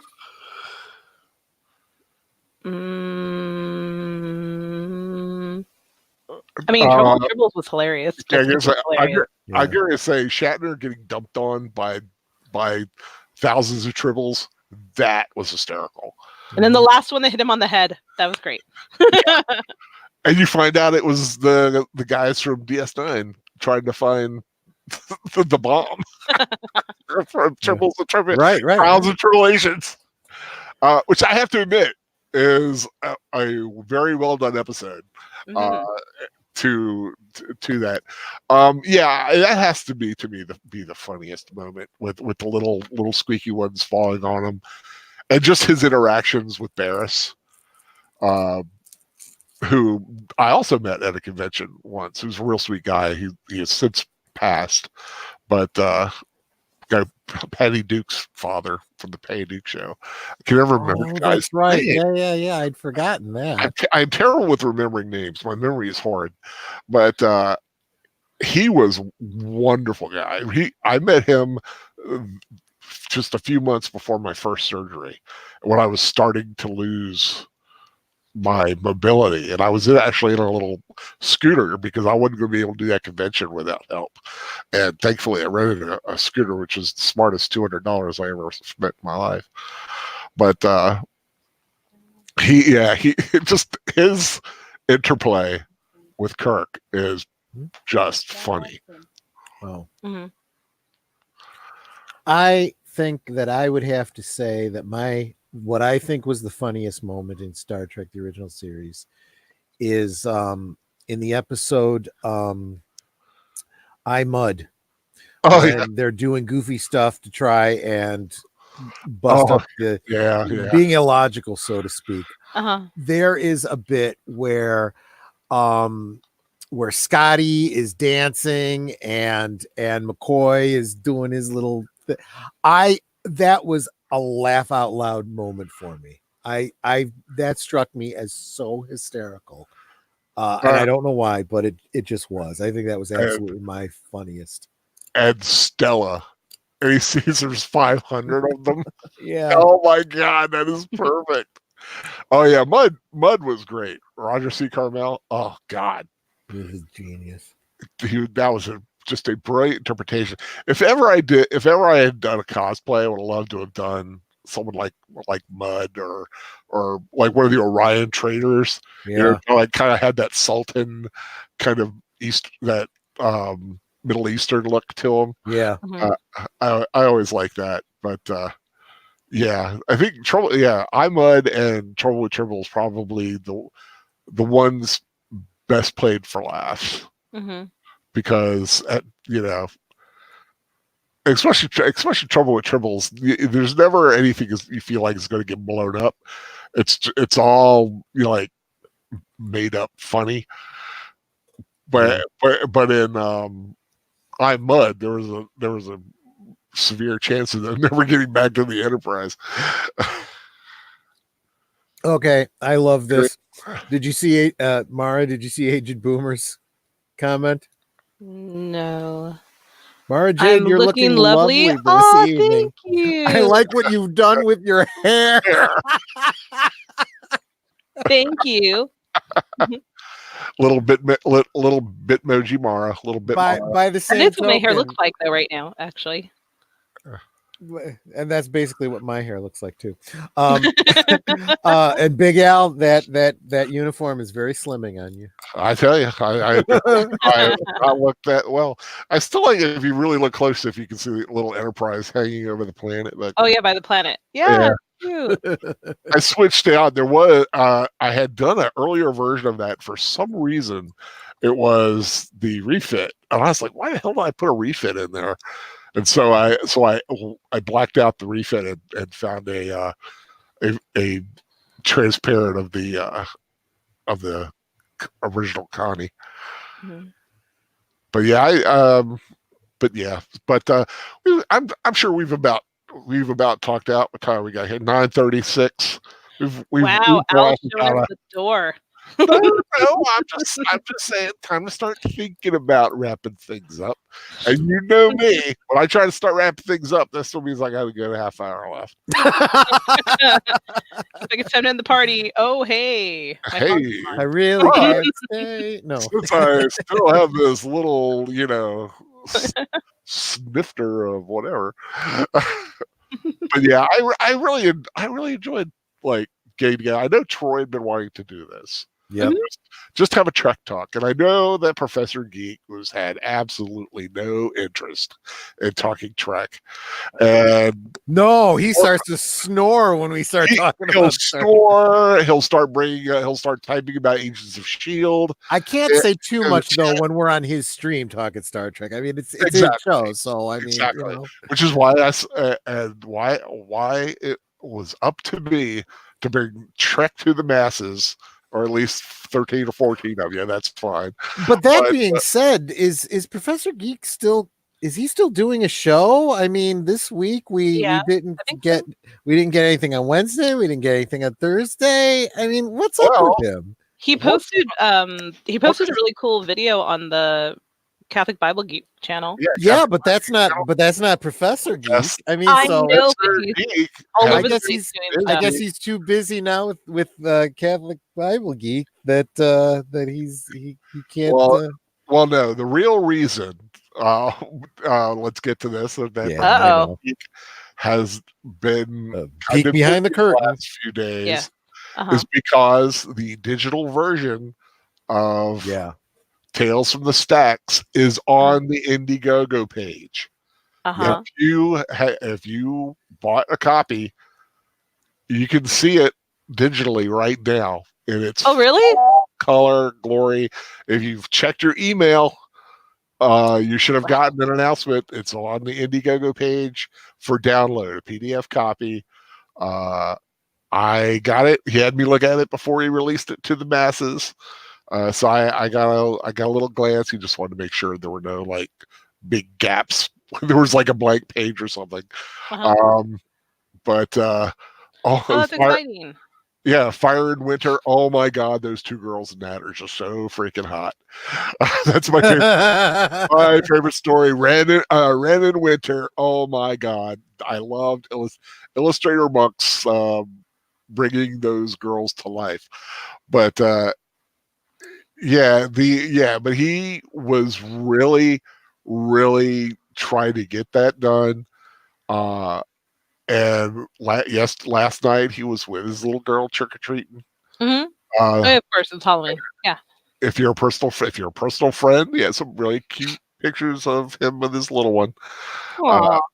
But he may be. I don't know. He may be on later tonight. I don't know. That's what I was leading into. I was going to ask you if you knew if he had a gaming stream tonight or something. I don't know. I do know that he had something he was doing this evening. I'm not going to say what it is because I don't have permission, and I've already given away one big secret in his life, and I don't want to give away another. Well, Nanette usually doesn't stay up late on during the week for his shows because work, but the last couple nights she's been very disappointed. She was really, really hoping because on Tuesday he had talked about the possibility of doing an unboxing of the stuff we sent him, and she was looking forward to that. And she was so disappointed that he didn't do that. Now you all know that since we're talking about him, this is when he's going to show up in the chat. That's what I was hoping. I was looking. I was keeping my eye on the chat just to see. But because I wanted to throw some shade at the professor, but I didn't want to do any of the big head stuff or the pudgy, or because I got to be honest with you, I think people are really picking at things at that. I think there's enough things we can pick on the professor about without there's going so many to those things we can pick on, right? Right, like how he doesn't like Star Trek. What kind of a geek? How do you call yourself Professor Geek and not be into Star Trek? I mean, that's like the cornerstone of geekdom. I think he likes Star Trek, but it's just not his biggest thing. No, he doesn't like it. It makes him snore. Well, he does that when people are talking about like in depth. The ships and stuff. He's just not an in depth kind of a person. I could talk about starships all day freaking long. I mean, I love me different ships. And that is what I think that so many of the people that are making these films and shows don't understand about the fans. The fans get into these details and they want to reboot because they don't want to deal with this stuff. And they're like, no, wait a minute. That's the stuff we love about this. Mm-hmm. You eject that, you eject us. Yeah, I mean, you get rid of the original Enterprise. That's what the hell?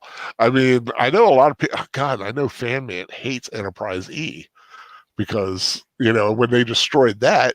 Yeah. Which I mean, I know why they did it. One, to get something new, and two, I don't think they thought D was really up for the big screen.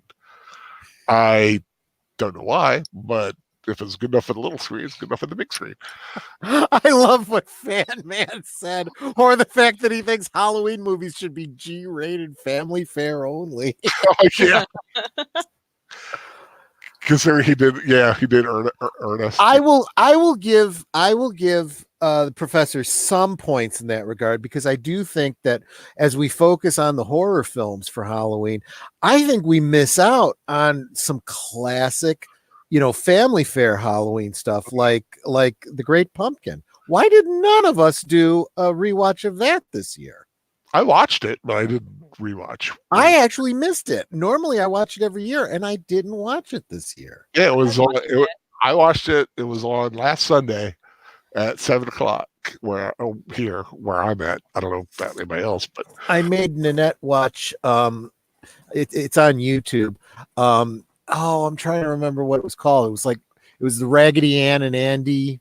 that pumpkin one, or the yes, that is such a cute little Halloween special. I told her, I said that And actually made me cry as a kid. Mar, That, and then Jade finally saw Trick or Treat. I just saw it yesterday. Yeah, good movie. You know, I got a DVD of that because there had been talk about doing a rewatch of it, and never happened. I wanted to. I almost did. I was going to do Trick or Treat if I hadn't have done House, but I could not find.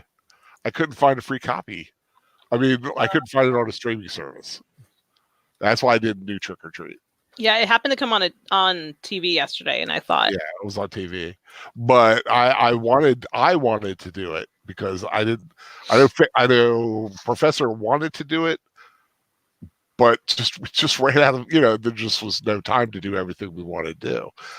And because I would love to have done that. I would love to have done Abbott and Costello Meet Frankenstein, which is the perfect way to introduce young people to the classic monster. Oh my gosh, Juan Cholo, I was just going to bring that up. I was going to ask Troy, have you seen Witches Night Out? Yes. The Canadian cartoon thing? Yes, I did. In fact, I mentioned it on somebody's, I think maybe it was one of Fan Man's rewatches. I mentioned it and nobody knew what I was talking about. Yeah, I used to love that when I was little. I watched it the other day because I found it on YouTube. Gilda Radner and Dan Aykroyd. And Catherine O'Hara is in it. And Catherine O'Hara, right. And it has that song that just gets stuck in your head and never goes away. Yeah. Oh gosh, yeah. And I love the music. Yeah, it's great. No, I've had that damn Baby Shark song in my head because Washington Nationals won the World Series.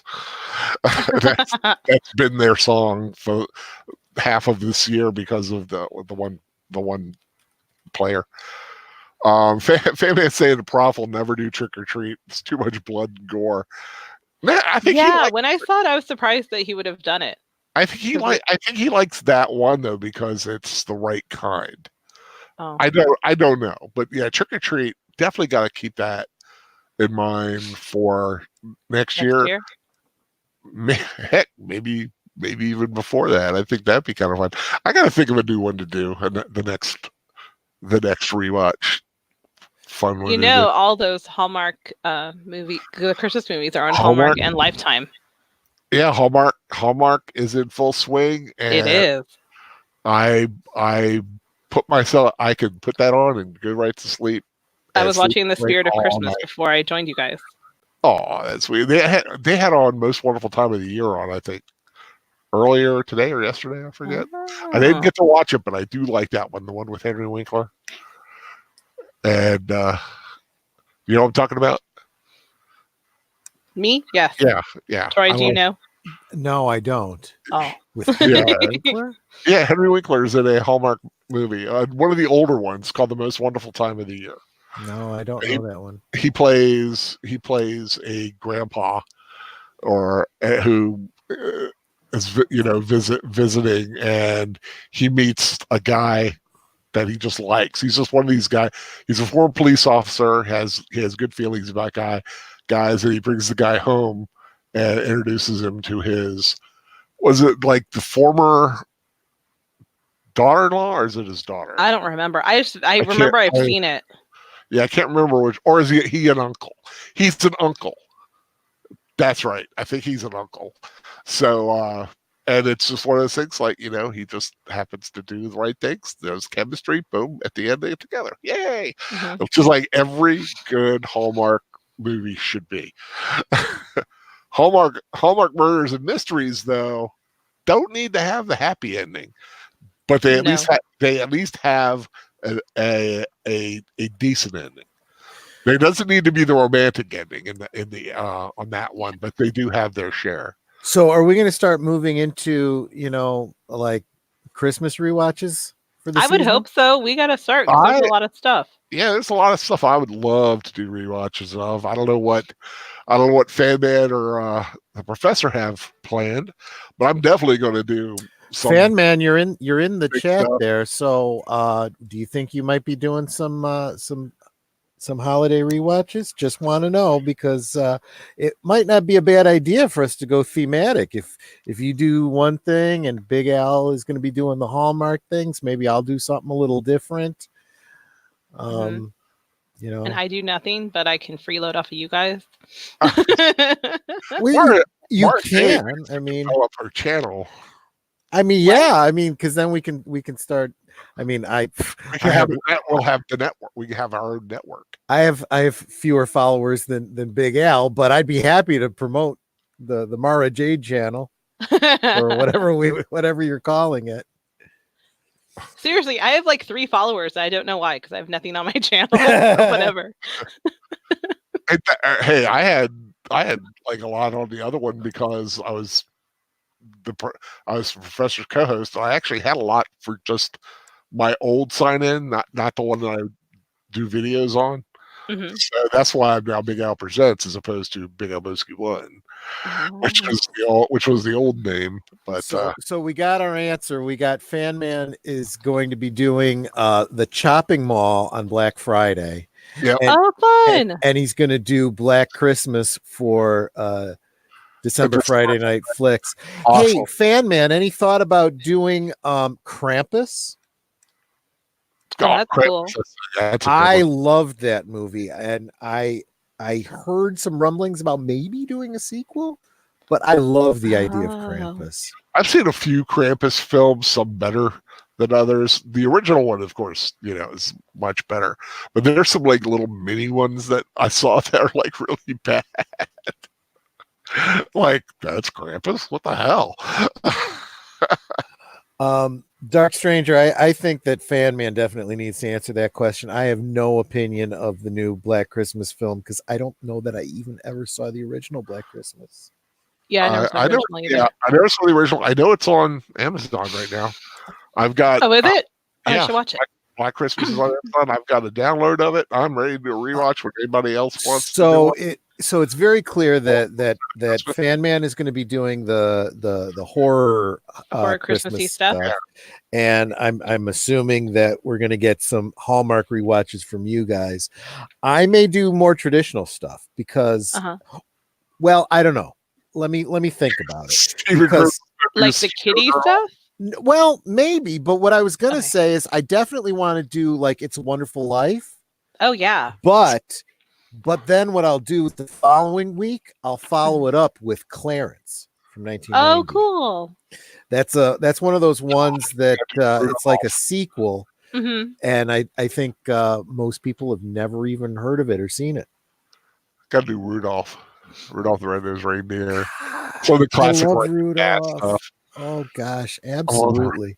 It's just not Christmas without. And those are shorter, so you could do a couple of them in a night. Santa Claus is coming to town with Mickey Rooney, yeah.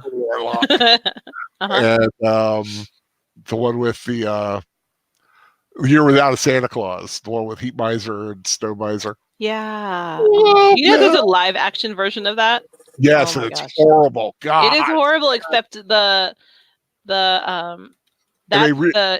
song, the Heat Miser song, and what's the other guy's name? Mr. Heat Miser. Snow Miser and Heat Miser. The Snow Miser. Their song is actually good.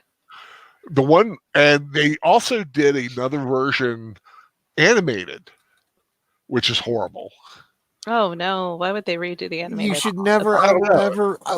Why has nobody learned? You don't remake classics. The original is so perfect. It's just, but the thing is they're not remakes; they're continuations. Yeah. Well, the animated one is, but the Year Without a Santa Claus is a live action version of The Year Without a Santa Claus, and it's dumb. It's wrong. It's just the thing is the casting is cool because they had was it John Goodman playing Santa? I think I don't know. It was I've only seen it the one time, and I what we do have to do, or one of you has to do, is Santa Claus versus the Martians. Oh yeah. Doesn't Svengoolie does that every year, doesn't he? Hooray for Santa usually. Hooray for Santa. Oh, yeah, see, I'd rather just tell everybody just watch Svengoolie for the rewatch of whatever happens to be on there. That's what the rewatch is. Right. Good Miracle on 34th Street, always a classic. Oh Classic. yeah. The original. The original. I'm not real big on the remake. The remake, the newer remake is not terrible. And I usually am like, because the original is iconic to me. It's just, that's, to me, that is Santa Claus. But I'll give credit to the new one, is an enjoyable film. But it's not on the same level at all. I would have a great deal of respect for anyone that did a modern day sequel to Miracle on 34th Street. Obviously, you don't even bother touching the original characters. Oh yeah, no. Just the same Santa Claus, checking out what things are like in the world and whatnot. But it would have to be a great idea. You got to get a guy who's exactly like Edmund Gwenn now, right? And he's just. I still think it's funny. Every time I watch them, it just freaks me out to hear Santa Claus's voice talk about killer ants. That freaks you out? Yeah, I get that. It's just a little weird, because for those who don't know, Santa Claus from the original Miracle on 34th Street plays the old scientist in the movie Them about mutated ants. Yes, he does. Yeah, I can see that. Because he doesn't have the beard, Also, if you look closely in them, you find Leonard Nimoy. A lot of people don't know about that. Bringing it back around to Detroit. Yeah, but at the same time, seeing Santa Claus, talking about genetically engineered velociraptors. I mean, Still. So I guess there's a theme going there, Yeah, and there's another version that they did, Miracle on 34th Street, in the late 60s, early 70s, with the guy from Family Affair, played Butler, Sebastian Cabot, and it's I don't even know that one. Just because I know I've seen it, and it wasn't the right one. And the thing is, the whole, how the excitement of the magic of the original is what the big reveal that the judge, he is Santa Claus, and there's a whole courtroom full of people. This one is done in like judges' chambers. There's nobody there, so it's like there's no energy to the scene, and it's so sad. Fan Man, actually, there's been talk of a Star Wars holiday special being done as a rewatch with all of us. Yeah. Originally, it was Professor Geek that brought it up, and that's why I sent you guys all those discs so that you can see the different versions and take a look at them and decide which one we're going to watch. I have a downloaded version of it. I don't know which one, because right now I'm down. I do need to get one of those little Blu-ray players for laptops. Yeah, I can just plug in and boop and just play movies that way. But it's but I do have one downloaded. Like I said, but you said there's so many types. Like God knows. So just to fill everybody in, Fan Man had mentioned the discs that I sent them, and so I had sent Big Al, Fan Man, and Professor Geek a 3-disc collection. Well, it's in a 4-disc case for a reason, but 3 discs. One is the Huio version. If those of you that don't know about this, some super fan was able to get a hold of the original VHS copy, the master copy from WHIO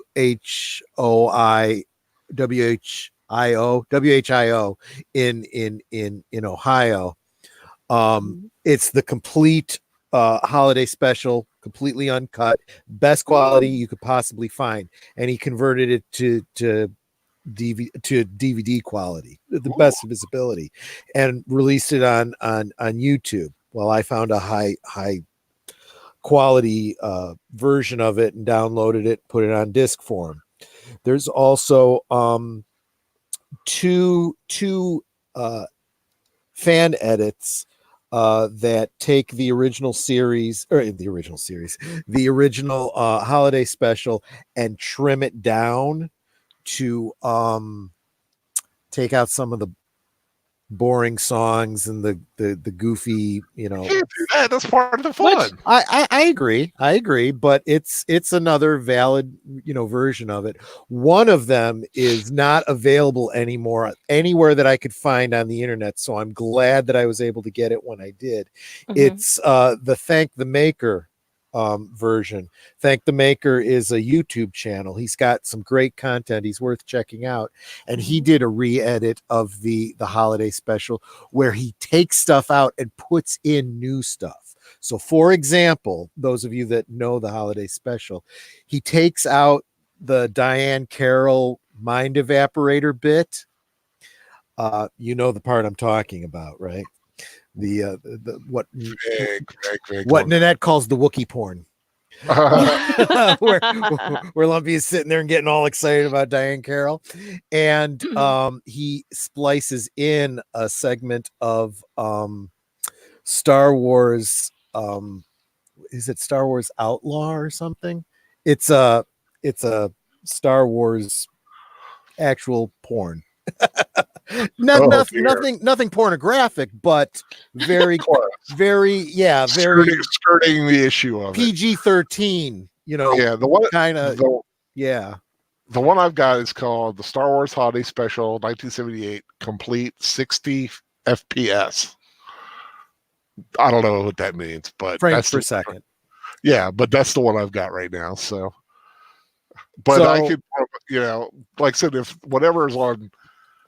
I think that if we're going to do a rewatch, we're going to do the rewatch of the purest version. So we'll go with the Julio version. But I wanted to provide you guys with some options. Yeah, that's cool. You and Nanette are very generous. I must say, because I don't think I don't know if the Fan Man revealed. I mean, not Fan Man, but. Well, no, he did. Fan was someone who was telling us what was in the care package. Yeah, and the professor showed his too. I love that I got an Egyptian mummy. That was so awesome because I love the mummy. I'll tell you, that was so. Some of the later Mego monster figures have been a little hard to find, and I think you're the only one that got the mummy, specifically because I knew how much you love the mummy. I love the Aww. I love my mummy. And but by the same token, Fan Man's the only one who got one of those custom Michael Myers that I did because his love for Michael Myers. Yeah, that's awesome.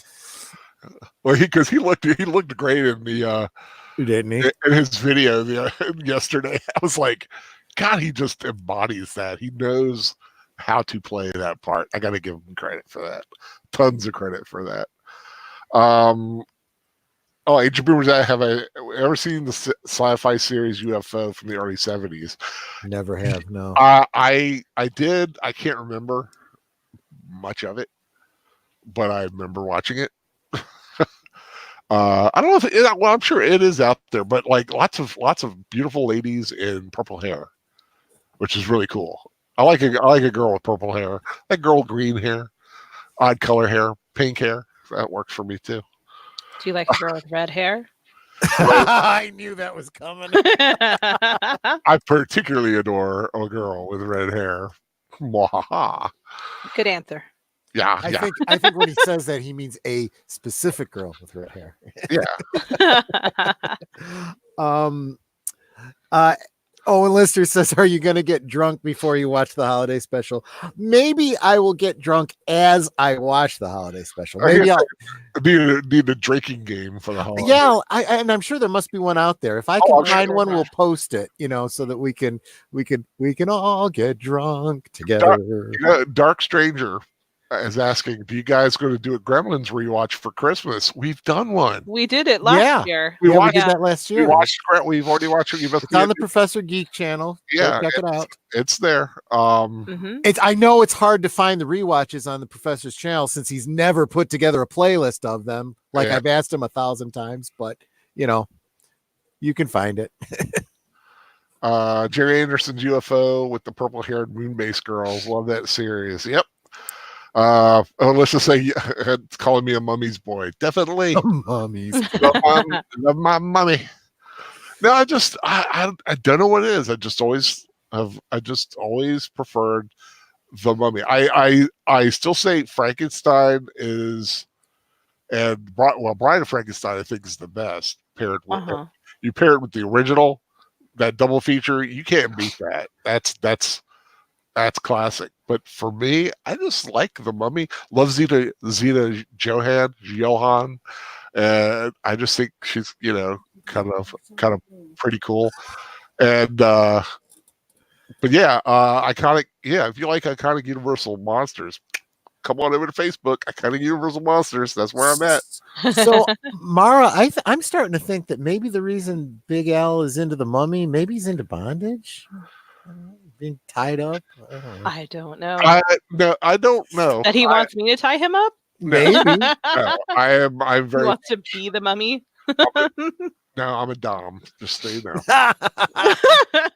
Well, yeah, because I was about to say though, he did talk about how much he likes the bride, and the bride was kind of wrapped up like a mummy too. So Yeah, she is. Yeah, she is.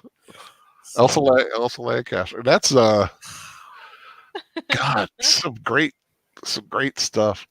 But yeah, Grandma. Yeah, gotta find a good couple of. Fan Man's got the horror track, and I'm not sure what the professor's going to pull out. And Stephen Cruz wants you to rewatch Die Hard. Die Hard. I would rewatch Die Hard. It's not a Christmas movie. It's a movie that takes place at Christmas. That makes it a Christmas movie. But here's the key. This is what I think pushes it over the edge to make it a Christmas movie. And it goes with what Professor Geek is always talking about, where canon lies. You have enough people that watch it every year for Christmas. It is now a Christmas movie. Yeah. To them. No. And I will say, well, okay. Here's the thing. They asked Bruce Willis. He didn't write the movie. No, he said it doesn't even matter. It's not a Christmas movie. I'm with Bruno on this one until he changes his mind. I will follow. I will follow that thing. I'm just being hard ass. Look, I'm a huge Bruno fan, but he does not get to set the any more than anyone else. I love the movie Die Hard. It's great at Christmas or any time of the year. I still consider it a Christmas movie. If you consider Gremlins a Christmas movie, you have to consider Die Hard a Christmas movie. I actually don't consider Gremlins a Christmas movie. I consider it a movie that takes place at Christmas. Well, that's awful. I'm sorry. That just happens to be. We can't talk anymore, Al. If people take it that seriously. No, I've actually already tuned out of the conversation. Dark Stranger, I have to say, Kalis the Unforgettable. If not him, then the big three Klingons, Kor, Koloth, and Kang. Those are my favorites. What character best resonates with me from all the series and films? Wow. And thereby saving a relationship. I've always been a Kirk guy. It's who I always visualized myself wanting. I actually was going to ask the same question to Mara Jade earlier, so I'm glad you brought it up, Dark Stranger. Oh, who's the character that resonates with me? Spock. Yeah. Really? Mm-hmm. See, I'm Kirk. She's Spock. We're good. Yeah, I would say Spock because I have get a little. I have those two sides because in my profession I have to be a little more logical and whatnot, and then I still have to be, I'm still my lovey-dovey self. So I have the duality. I dig it. Can't wait for Ponfar. You're gonna have to be waiting for another 7 years. Oh Lord, yeah. That's a good one. I think outside of TOS, wow, who really resonated with me? All I know is I had the hots for Commander Riker. Oh, I can't think of his name now. Rom's father. Oh, Nog. No. Rom was the father. No, Nog Rom. was the Yeah, son. okay, yeah, Rom. Then Rom. I'm sorry. I was thinking of Nog, and I actually had the name personally. I like Rom. I like how he just never felt like he fit in, but yet he still ended up. The You Grand know, Nagus. yeah. I mean, and look at his wife. Taste Yeah. masters in hell. Yeah. I mean, Rom had it pretty damn good, and he had a son who he could be so proud of. And oh god, what a loss, Aaron Eisenberg. That Yeah. sucks. Yeah. He had some health problems. So young, but It was tragic. great. I mean, Nog, great character. He had that great scene with Cisco. Cisco about Yeah. water. I think was it you that sent it to me, or somebody sent it to me. It might have been Sandman who just berating him. Why do you want to join Yeah. Starfleet? Yeah. And he goes off on why. And it's like, wow. And it finally comes, and he finally just lets it fly. Yeah. What's really going on, and it was perfect, and it's all Cisco needed to hear. And that's good writing. That's what Star Trek should be. You don't need to do all this stupid identity politics. Trek has been doing it all along. The human element, the why is this important? Why is being a part of something important? These story elements have always been there. You don't have to preach at people. Mm-hmm. Just let people feel it, Yeah, I will give Deep Space Nine all the credit in the world. I think it is the superior series as far as writing, story, acting, everything like that. Deep Space Nine is a phenomenal arc. Yep. Of a storyline, and I'll even say and all the characters had really well developed. Yeah, stories. Like they were all really valuable. I mean, you can make great characters not only of one Ferengi, but like five. Yeah, because you had Quark, Rom, and Nog, and you had the Grand Nagus. Yep, and then you had Quark's mom, Oogie. Yeah, I mean they were so fabulous. It was such a wonderful show, and I think it's kind of like almost like the bastard child sometimes. It's just I don't know. It's the one I see least of as far as available. I'm always seeing the original series, which is great. Yeah. Always seeing Voyager, always seeing Next Gen. Yeah. They need to show Deep Space. I think it just doesn't get a lot of love because it wasn't, an adventure series. It's on a channel that I don't get, Heroes and Icons, which has every Star Trek show and a lot of other shows that I love. But I'm going to take this a different way. Of all of Star Trek, and this is all of Star Trek, what episode or episodes made you cry?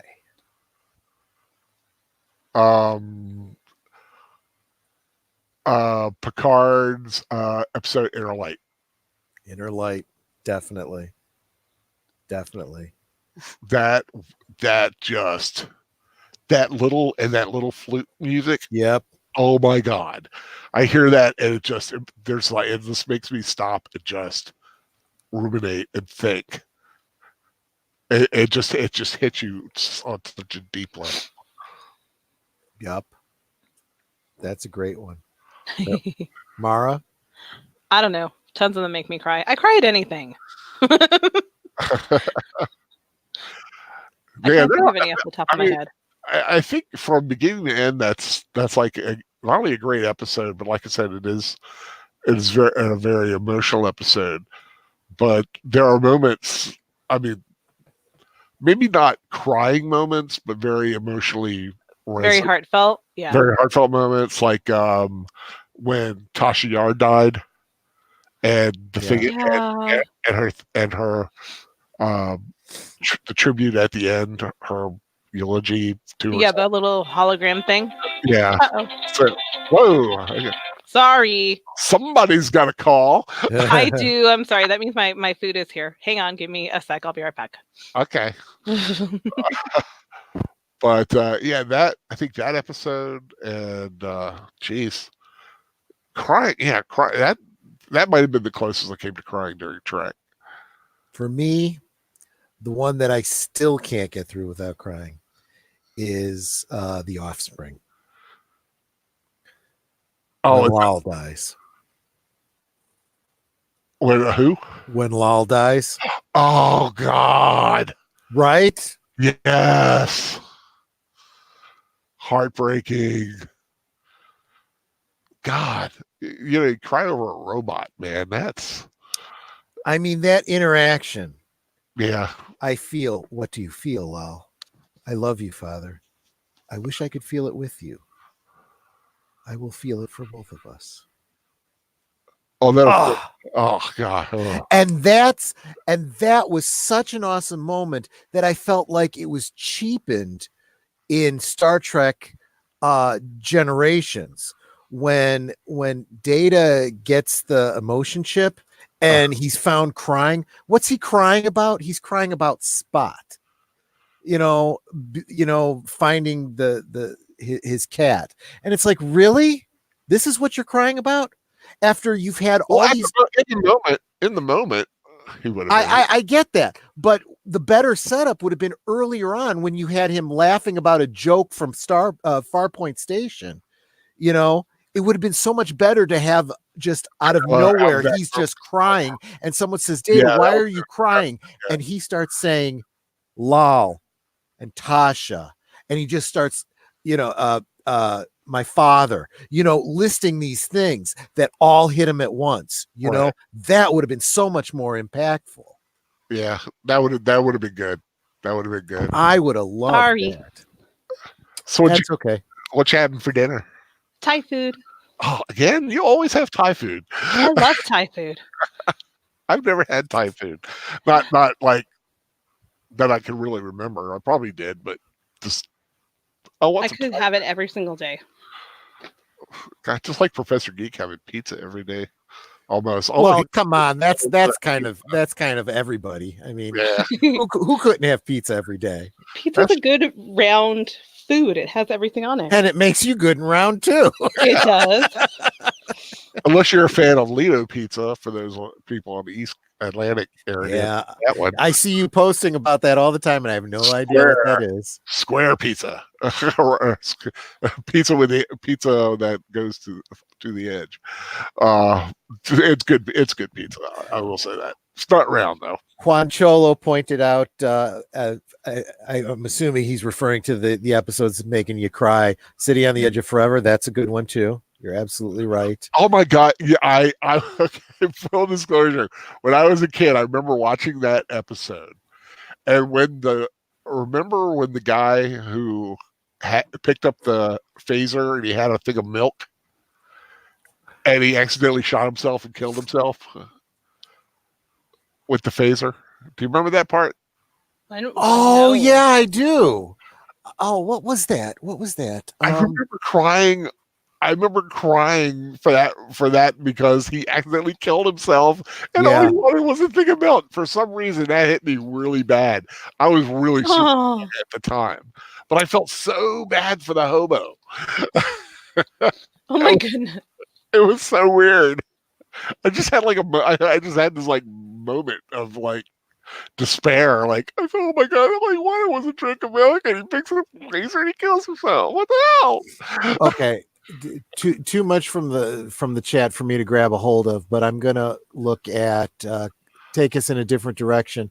Owen Lister's asking, was there ever a gay character in Star Trek but written subtly so it wasn't in your face?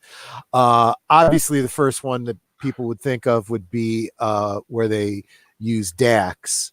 Actually, no, wait. Even before Dax, the first introduction of the Trill, in the episode, the symbiote or whatever, with Crusher and Odon. That was a great one. I think that was but again, those are both kind of overt in a way. I think another one that deals with it kind of subtly is the episode with Riker and the androgynous race, the Janai. I was just thinking about that. Mm-hmm. It's kind of The- the opposite, but it deals with the same girl concepts of gender and whatnot. Mm-hmm. Remember the episode Star Trek Enterprise where Tucker was in the relationship with? There was a third gender. Yeah. Who was like a progenitor. Yep. You two a man and a woman needed this third race in order to conceive. Yeah. Well, it was like a third gender, some kind of whatever. That's what I meant, gender. Yeah. In order to have a child, and he kind of got used to her, but they were treated like they were not taught to read. And they didn't really. They just kind of. They were a slave race. Yeah, they were slave caste, so to speak. Yeah, and kind of brought that, but and she ended up killing herself. Yep, because she wasn't going to be able to experience the world anymore. That was I mean, so many moments in Star Trek history that are just so emotionally powerful and so socially can really inspire a good social discussion. I think when we were talking about and this is getting away from that, but to the bigger concept of social commentary in Star Trek, the one that stands out the most to me is Measure of a Man. Oh, with Data. Oh, absolutely. That speech that he gives. Yep. Oh yeah. You know, you're seeking when Picard just looks at everybody dead in the face. And Riker too. Yeah. Oh, that's great.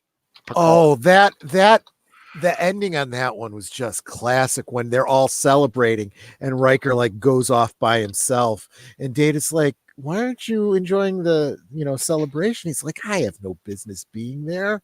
Oh, because you lost? Oh no, not because I lost, because I almost won. I almost won. Mm-hmm. And he did.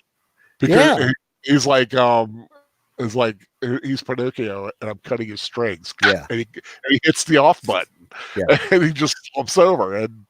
But the thing is, you take a knife in the back of our neck, that's kind of like an off button too. Yeah. So it's we all have our off buttons. There's a YouTuber, I don't remember his name, and if I remembered it, I wouldn't want to promote him because I've stopped watching him. But he did do one really good video where he did a breakdown of that episode Measure of a Man in terms of actual law and how courtroom is run. It was a good episode, and I would watch that one again. But then he did a commentary on Captain Marvel that I think he kind of lost all respect with me. So Law and Order, Starfleet. I remember years ago saying I thought that would be a really good, because you have in the original series you have court martial, you have the menagerie, you have several different episodes that did some really good courtroom things, and then Next Generation you have Measure of a Man and some other ones. The Drumhead's another great one for drama. Do you remember the show Jag? Yeah. I did not see that show. No, I watched it. Great show. For as much as I'm into NCIS, I missed out on Jag. Yeah, Harmon Mack. But can you imagine something like a show revolving around Star Trek, but a JAG officer, a judge advocate general, and he'd have to go to starship to starship to starship. So intergalactic law. Yeah, an intergalactic. How brilliant would that be? And then of course you also have the Klingons and their legal system that we saw in Star Trek 6 and Enterprise and whatnot. You can definitely do some stuff with that. Yeah, it's there for the making, and yet we're getting things like Discovery. Yeah, which is totally unnecessary. And now we're also getting Picard. I'm sorry, I am not looking forward to that. I'm not, because I see that from the trailers and everything that I'm seeing, I see it being a whole lot more of Discovery. I think it's going to trample all over things like Measure of a Man with what they're doing with by bringing in Data again. And I've been burned too much recently. I tell you one thing though, if you really want good Trek, look up some of the fan productions. I have. Oh, I have. Yeah, you're absolutely right. Star Trek Phase 2, Star Trek Axanar. Axanar. Axanar. Oh my God, Axanar. And Axanar is what I point to every time when someone says, "Well, this is why you couldn't do anything in the Discovery era or whatever because it wouldn't look right." Bull crap! Yeah, look at Axanar. Axanar doesn't. Look at the bridge of Axanar. Look at the uniforms of Axanar. That would work perfectly on TV. That's proof of concept. Yep.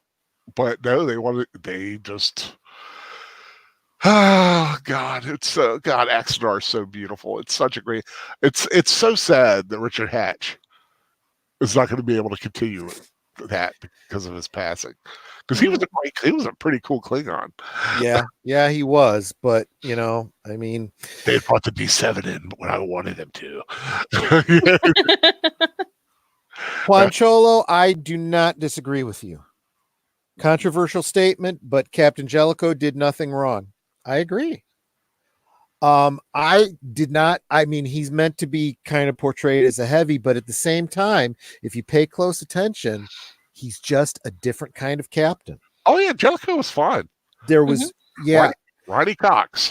I loved because I mean, let's face it, there's always fans that have been watching going, gosh, this is pretty loosey-goosey the way they portray, the way Picard runs his ship. He's strict about some things, but then he's like way permissive about other things. And then when Jellicoe comes in and goes, are you on duty? Then why aren't you in uniform? And I'm going, right? And then we see her in uniform, and it's like, yeah, why would she? Well, and behind the scenes, the reason that was she dropped a couple pounds and was looking pretty good. And they're like, we could capitalize on this. Yeah, let's do this. Oh God, she smelled so good. Oh my goodness. I still say the best smelling Star Trek actor. That is what prompted our whole talking to each other. Really? Yes. So, Mara Jade, what do you smell like? Actually, no, don't. I don't want you to elaborate. I don't want to know. No, you were there. No, I told you were there. Yeah, during the stream. Oh, that's right. And you were talking about. You guys were talking about her and how she smelled good.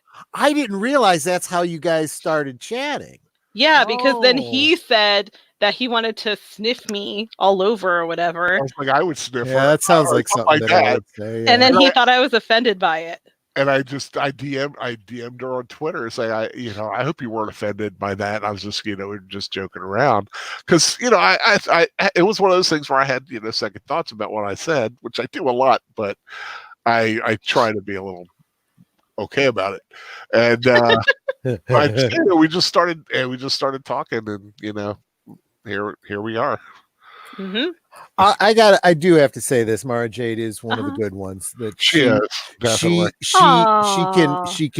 can rough and tumble with the boys and not get offended, and I think that's really cool. And I can't tell you how happy I was when I found out that she wasn't 20. Oh my gosh! Thank you.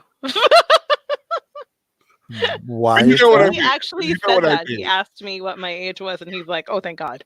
Thank God. When she said what her age was, I did not feel. Why would 20 be bad? Well, or like 18 or 17. He thought I was now we're getting bad. Yeah. Okay. Yeah. Let's not go any lower than that for sure. I was going, please be over. Yeah, a certain age. I get it. Yeah. And she was. I was like, oh, thank God. Which kind of sort of I had to be, though, from being able to talk about the same things. But I get you. Yeah. So it was kind of cool that way.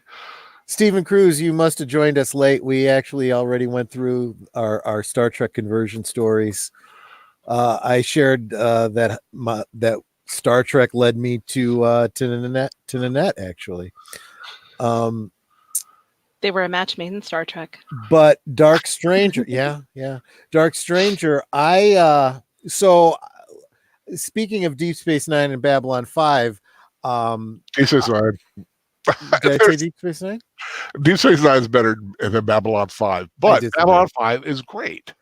Well, first, I have a little bit of bias because of the whole story about how Straczynski sent the pitch to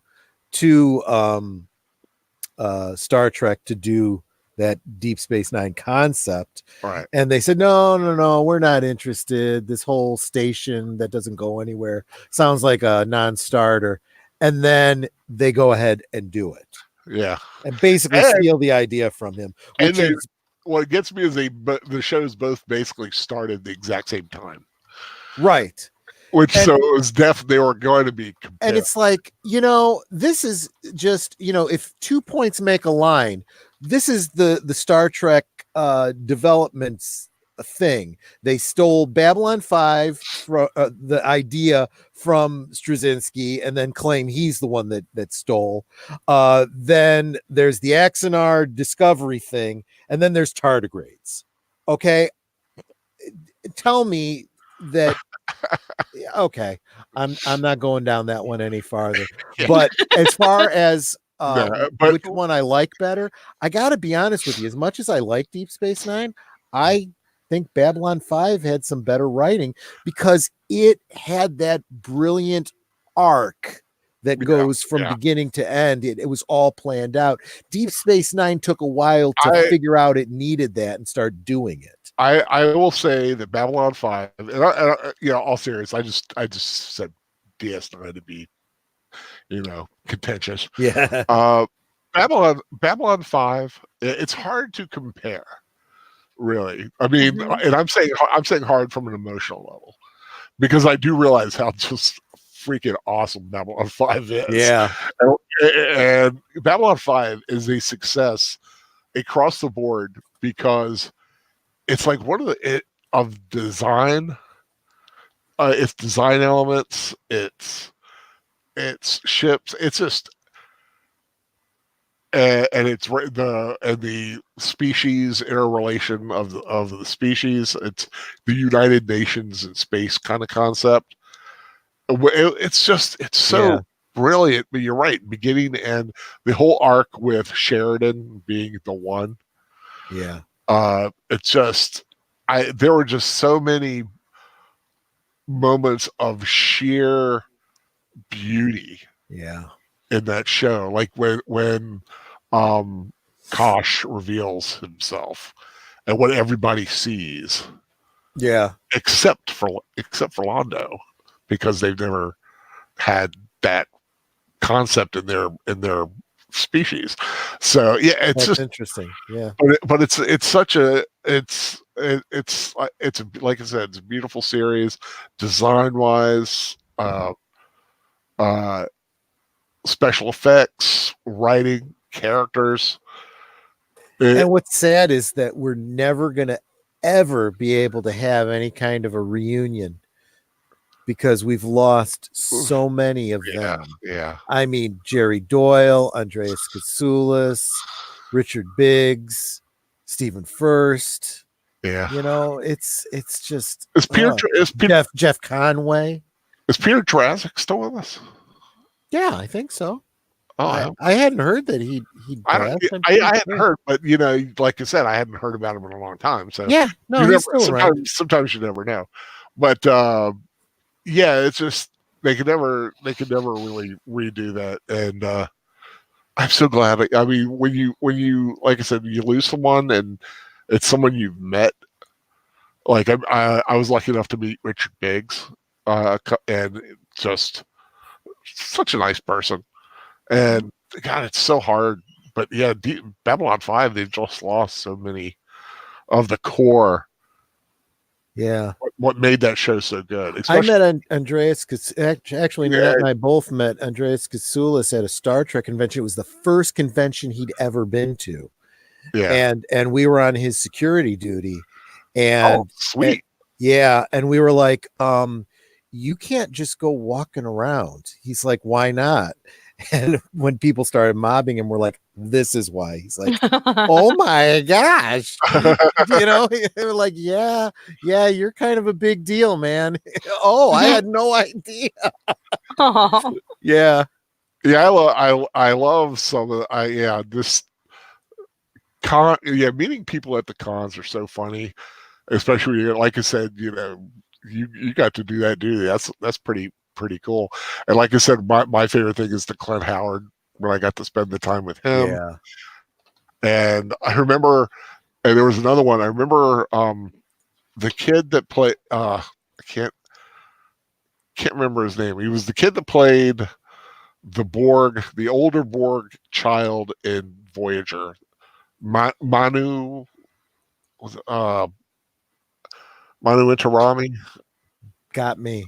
I Well, don't know. he played. You remember the Borg, one of the Borg, when they met the Borg kids on Yes, I know the one you mean. Yeah. and the older, it was the older boy who stayed on the ship. But I met him. I had gone to the bathroom, and he's there in the looking in the bathroom thing shaving. Yeah. Because he wasn't in that hotel, and he had just gotten in, so he's like just shaving, and I'm like, hi. He's like, hey. just an odd meeting, meeting someone like that. Yeah. Yeah, and Nanette was just pointing out that we had a very similar situation with John Delancey. He was at a convention with his family, and we were like, yeah, you kind of have to be careful. You can't just walk around on your own. But he was way, way laid back. He totally didn't mind being mobbed. The one like I said, there in Baltimore, there are two fan run conventions, which are Shore Leave, which is now real big, and Farpoint, which usually has two guests, two to four, and they're this year they got Penny Johnson Gerald and Anthony Montgomery, the one who was on Enterprise, I think coming up this year. In February, I believe. But that was one where the actors seemed to be able to go around and people kind of, it was such a laid back, smaller crowd. Farpoint was a smaller convention, very family friendly, very fan friendly. And you could like walk up and you'd see, I hate not being able to remember names. The one who played was Once Upon a Time played Grumpy, and he was Pirates of the Caribbean. Can't think of his name. I don't know either of those. But anyway, he you'd know him if you saw him, and he's just like he's hanging around, talking, sitting in the thing, and I roll by his table, and I'm afraid to make eye contact. He's like, "Hey man, how's it going?" And I was like, "Oh, good, thank you." And I'm like, "Oh my god, he talked to me," but that's a convention you get away with it. But the big ones, because the more people you have, the better the chances that this could be like a couple of crazies in there that just might not act right. So you do got to have a good Klingon security duty. I guess. I need to do this. Sorry. What? I was looking to see, since you guys were talking about conventions, I was like, what is around me now that I'm free and available and can go to them?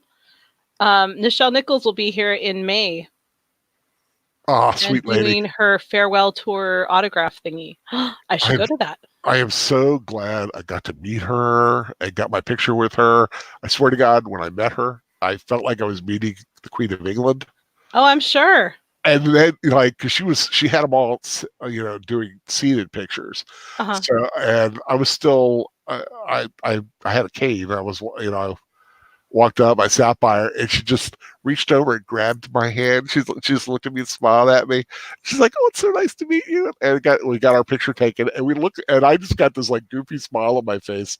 If you're on it's on my Facebook. You can look at it. What was going through my head at the time was just like, "Oh my God, I've just met the Queen," and she like looked at me.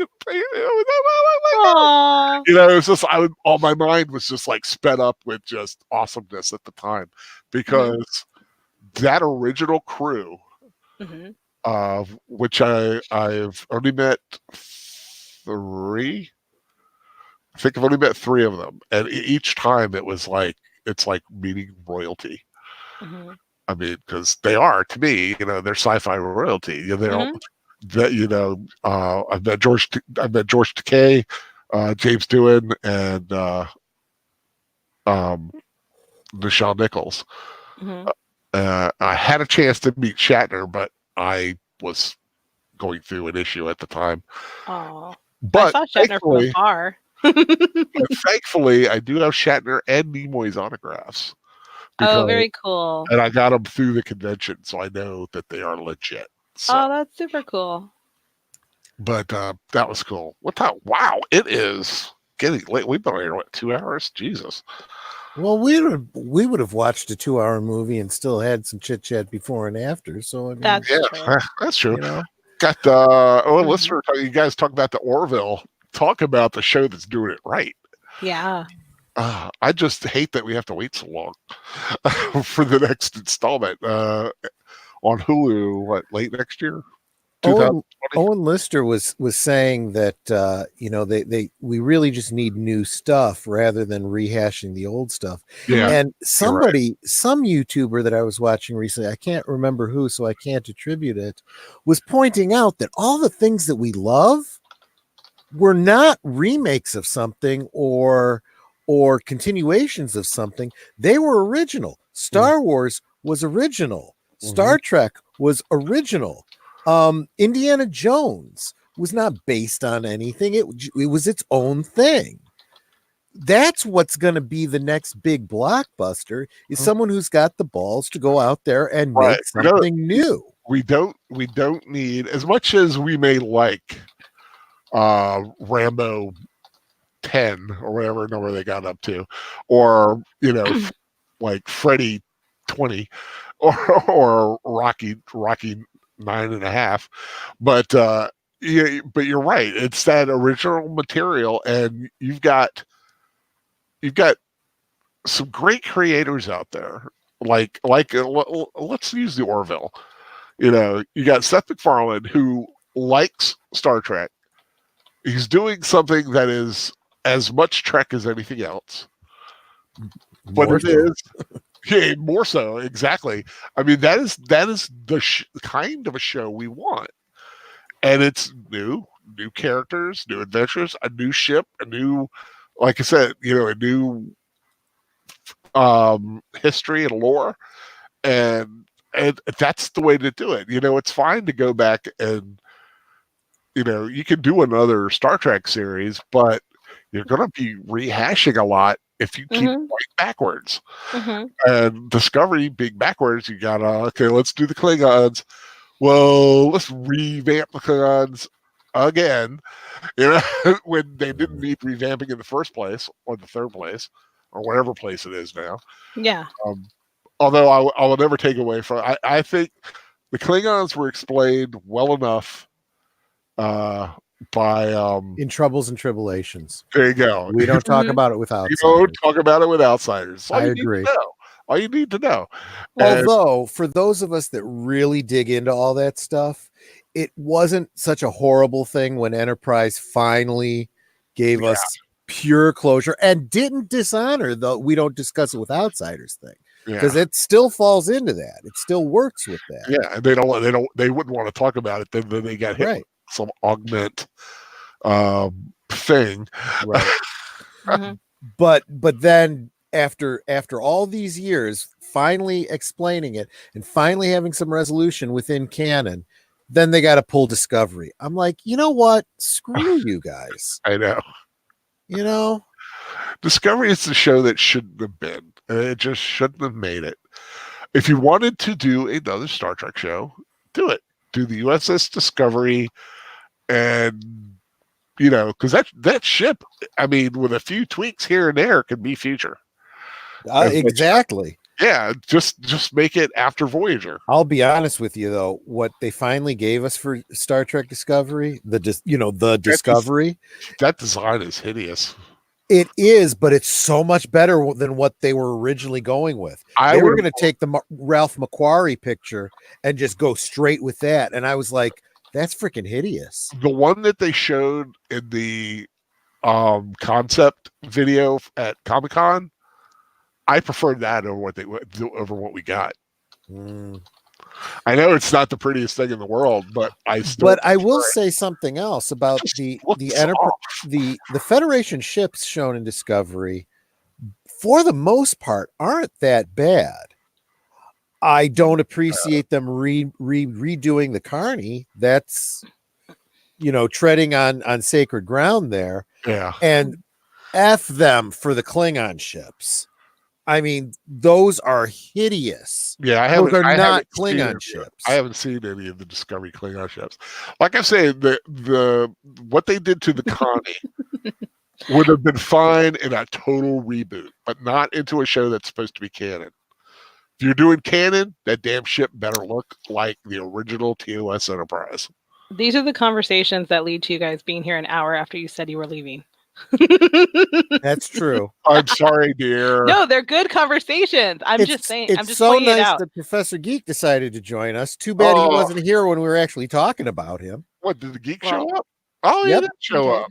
Great. Get on Facebook and you can see the pics at Mara Jade.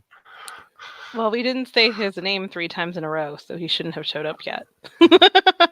Professor Geek says Stargate is better than Star Trek. Changed my mind. I'm not going to bother trying to change your mind because I don't care what you think. Yeah. This is obviously a Star Trek. With such a big forehead, all that sun all over. Did you have to go to the forehead? Yes, I did. We've already established there's so many other things we could nail him on. I am just saying that this is a man who may have had a little bit of brain damage thanks to the sun. So now I have to repeat myself because he wasn't here before to talk about how he calls himself Professor Geek and he doesn't like Star Trek, the cornerstone of geekdom. Mm-hmm. I don't think we even need to pick on him about anything else. Sure, you don't want to make a video about what I think again, Troy? I don't know what that meant. But he's still sore because I did that video about history versus legend. Oh, but yeah. I'm sorry. I feel very strongly about that, and I still stand by it. And I think it's so hypocritical the way he is so, you got to preserve canon and we own the canon and you can't change the things that are classic. And then he does it with history. He thinks that's perfectly okay to socially engineer and change history by promoting stories that are BS. By the way, I won my bet with myself, which is that he was going to bring up Star Wars, and he did. Joke all you want, Professor Geek, but you basically are the Zack Snyder of history. Oh, yeah, I said that. Ouch! I remember when I heard you say that the first time. I was like, "Damn!" Yeah. Did I say that in my video? I think so, or something like that, or it came about. Good. And I just thought, whoa, that is whoa. Yeah, I mean, if that's how you're gonna be, you gotta apply that across the board. You can't just pick and choose when you're going to say revisionism is okay, Yeah. Professor Geek, while you are here, are you doing a game stream tonight? Yeah, we were asking. Everybody wants to know. And everybody thinks that Al knows what you're doing because he has some kind of an in with you, but he never knows. Yeah, they're Bert and Ernie. I actually can kind of see that. To me, that's a very good one, Mark. That's frightening. Hey, Bert, you gonna do a game tonight? That's totally what it would be. Yeah. Actually, I kind of do see it that way. Professor Geek is kind of the straight guy, in that twosome. Pocahontas was a beautiful 18-year-old love interest for Captain John Smith. Myth is greater than history. Yeah, exactly. I mean, I know what I am, and everybody gets a link except Troy. That's okay. I'll just watch it over Nanette's shoulder. Yeah. The professor is merely ill-informed when it comes to Star Trek. He just doesn't believe it's as powerful and significant as we do. Stargate is beautiful, yes, it is, but it's not Star Trek. Hey, but in all seriousness, as long as the professor is here, Professor, we were talking earlier tonight in the middle of our Star Trek. For some reason, we started talking about Christmas rewatches. Oh yeah. Are you going to be doing any holiday rewatches? And when are we going to be doing the holiday special rewatch? Yes, the people want to know. Nanette had an issue with Nichelle Nichols? Oh no. Yeah, she said she was rude to her. Yeah. That is sad. That is sad. I mean, I'm sure everyone can have an off day, but Yeah, she and kind of everybody- just had this kind of diva thing going on that day. And it was like, when you only have one exposure to somebody, you know, that's your impression of them. You know? And there are three, if you count Jason Momoa. There are a couple that I've met that I'm sure it was an off day. One was the guy that played somebody say it. I'm sorry to interrupt, but let's get back to that. But Professor Geek, I'm just trolling you all. I hope you know that. Yeah. I love Star Trek, the original series. I respect Troy's opinion, and Al's taste in Star Wars. Well, that still sucks. So the professor does not think the original 3 movies are the best like I do. Is that what you're saying? No, he is simply upset because I don't want to slip my wrists about The Last Jedi, and I'm not. Are we talking about Star Wars? I know. We do not need to talk about Star Wars. See, the professor does this every time. He comes in, gets everybody. He gets me all riled up. We don't feed the beast. God, always biting my hand when it comes to Star Wars. But yeah, I think we need. You're gonna give me makeup cuddles later. Yeah, right. But I really like doing it. So I think we do got to rewatch like classic episodes. Just like picking up because they are on Amazon, so they're out there. They used to be on YouTube. They're not on YouTube anymore, are they?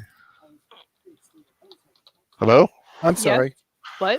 What? Star Trek original series. I know it's on Amazon, and I think it's on Netflix too. I have no idea. I've got it on DVD, so I don't even pay attention. Yeah, I was just wondering like where it is out there, but we definitely got to do. Oh, you know what? It's probably only available on CBS All Extortion.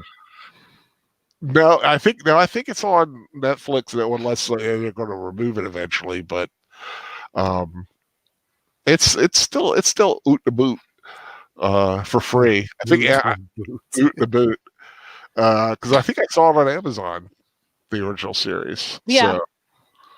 So it's out there. At least like 2 weeks ago they were on Amazon. Yeah. I really do. I need to get because I have the series on DVD when it came in those little tricolored plastic cases before the yeah. So they're the original classic episodes. They are like the pre special edition versions. Pre-special edition editions. where you just have like the same shot of the Enterprise every episode, which is fine, but still, I need to get the new versions on. I need to get them on digital. I need to get them digitally downloaded somewhere, so I got them on like a flash drive or something. But let's get ready. Let's wind this down. Like I said about an hour ago. You've said that numerous times. Yeah, I told you when I say that I'm but usually it's fun to keep on talking. Time. It is fun, but we do eventually. Actually, what we need to do is we need to eject the 14 people that are listening. I need to jump over to Professor Geek's gaming stream, and then you guys can chat. Just saying. Well, I mean, things can happen, but I'm actually kind of like getting wiped out. My goodness. Well, it was a chair day. Aww. So, but yeah, let's wrap this up. Like I said, nice. It was nice to have an episode where 90% of the talk was about Star Trek Uh-huh. without the interference of certain A people certain snoring professor. Yeah. Oh my goodness. who just couldn't help but troll. And definitely going to have to do it again. And like I said, we did TOS heavy. Definitely got to like maybe I don't know do each series or whatever. But Mhm. maybe think of like Or certain even do episodes to rewatch. yeah. Definitely do a rewatch. Like we could do 2 episodes a rewatch night. Just Yeah, kind you of should each pick an episode to rewatch. yeah. That would be fun. So yeah, we'll have to do that. We'll have to find a night to do that or when we have an opening. Sure. Because hopefully Fan Man Tonight will return next week. I took over his time slot tonight to give the 14 to 15 people that joined us Yay. a little taste of well whatever this is. Whatever we call it. We appreciate all 14 of you. Right? Yep, I I just do. I mean I appreciate I have a Big Al. smaller audience and like I But said, they're devoted.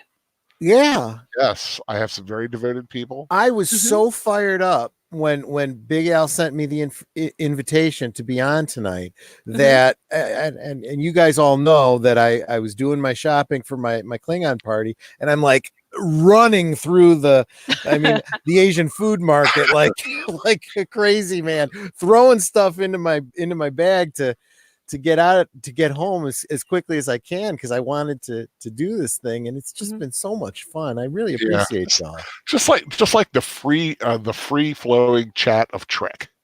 Yeah.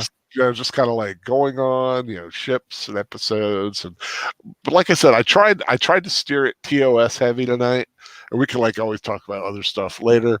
But definitely start thinking about other Trekkie things to do. It doesn't have to be just on my channel, Troy. You've got a channel we could do Working something on that. Yep. Fan Man, I'm sure would love to get it on the Star Trek action. Yep. When he feels a little more up to it. Just Balance of Terror, one of my favorite episodes. Gotta watch that.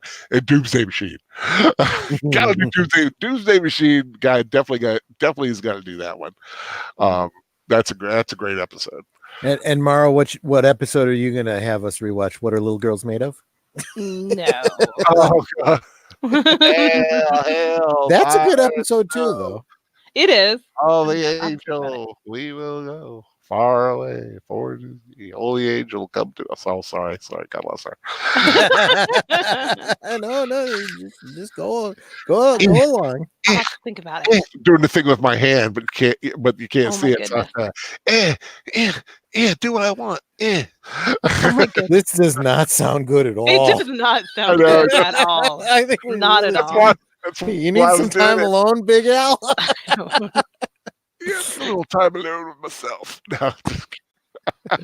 Mara, you want to help him out? No, I don't want any. No. Don't answer that, please. The Tribble needs attention.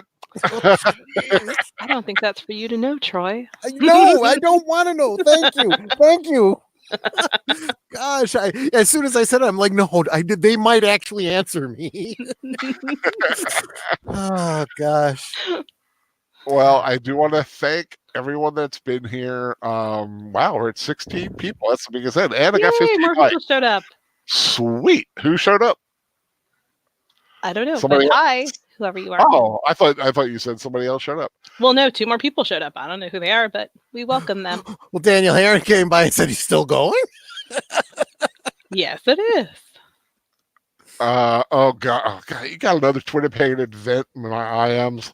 Okay, Professor. I'll check my message to see what's going on with you. But yeah, thanks everyone for showing up. I would definitely like to thank thank Troy. you. I'd like to thank Mara Jade for joining me tonight in our Star Trek. I want everyone to pray for Mara Jade's plumbing. I guess something's going on. I don't know what's going on, but her plumbing needs a lot of help. And Troy, I hope you take pictures of your feast And the food, Absolutely. I definitely got to see pictures of the guy. Well, those of you that, Yeah, that'd be those of you that cool. follow me on Facebook, you know, or that are friends or whatever, you can look in my Whatever. pictures and you can see pictures for years back of previous parties. Awesome. Oh, Yeah. cool. That sounds like something I would love to do. Just God, I wish you guys lived closer. Yeah, I know. I wish I could get around. Aw. One I wish day. we had a teleporter. Yeah. I know. That would be so cool. You know, they've done everything else. Cell phones, tricorders. They're Universal working on it. They are translator. really, really working on it. Yeah, I know. It's a possibility. God, the one thing we want, that and warp drive. And they're working on that too. Almost there, getting there. Yeah. But thanks everyone for joining us. Remember, Star Trek is the best. I don't care what the professor says. That's right. Everyone have a great night. Like I said, Professor is doing a rewatch tomorrow night. Not quite sure. And remember, professors also, we are starting on the Catholic Bible Geek channel doing The Hobbit on Monday night at 11. Mhm. Greatest forward to that. adventure that ever there was. I read the first chapter done today, despite the fact that Mara Jade kept bringing me messages. Wow, just throw me under the bus. It just was funny. Jeez. So what you're saying, Al, is Mara was distracting you. Damn right. Oh, He would that's rather right. read The Hobbit than read my message. That's what he's saying. No, actually, what I heard was he wanted to read the Hobbit, but he was distracted by your I message. was yes. See? See, I would pause The Hobbit to come to you. Uh-huh. See, I didn't pause you to go to The Hobbit. That's right. There you go. That's how it works, and I'm going to stick to it. Sure. Okay. Ooh, we just hit the 3-hour mark. Awesome. Wow. Woohoo! 3 hours. 3 hours. Yes. No, it's not a euphemism. I actually have a broken pipe leaking water out in my yard right now. See, told you it was her plumbing. It's not. Yeah. You're gonna get that fixed, or you're It's just real gonna install plumbing. some goldfish. No. Oh my gosh. It's a huge ordeal now. It's awful. I'm sorry. Because we have galvanized pipes and it's a whole deal now. Ah, Yeah. So I don't know. We'll see what they do tomorrow. So please do Okay. pray for my plumbing. Yes. Pray for the plumbing. Hashtag Yes. pray for the plumbing. But yeah, once again, like I said, thank you guys for joining me in our impromptu live stream. Hopefully the fan man will be back next week. If he's not, you may be seeing another evening with Al. So Hey. That'd be awesome. But like I said, we love the fan man. Love it when the fan man's on. Hope he's back. Hope he's feeling better. Send him a good vibe. Want everyone to have a wonderful weekend. And if you're joining us for The Hobbit, get on it. We'll Read that first see you chapter. there. See you then. Bye, guys. kabla. Good night.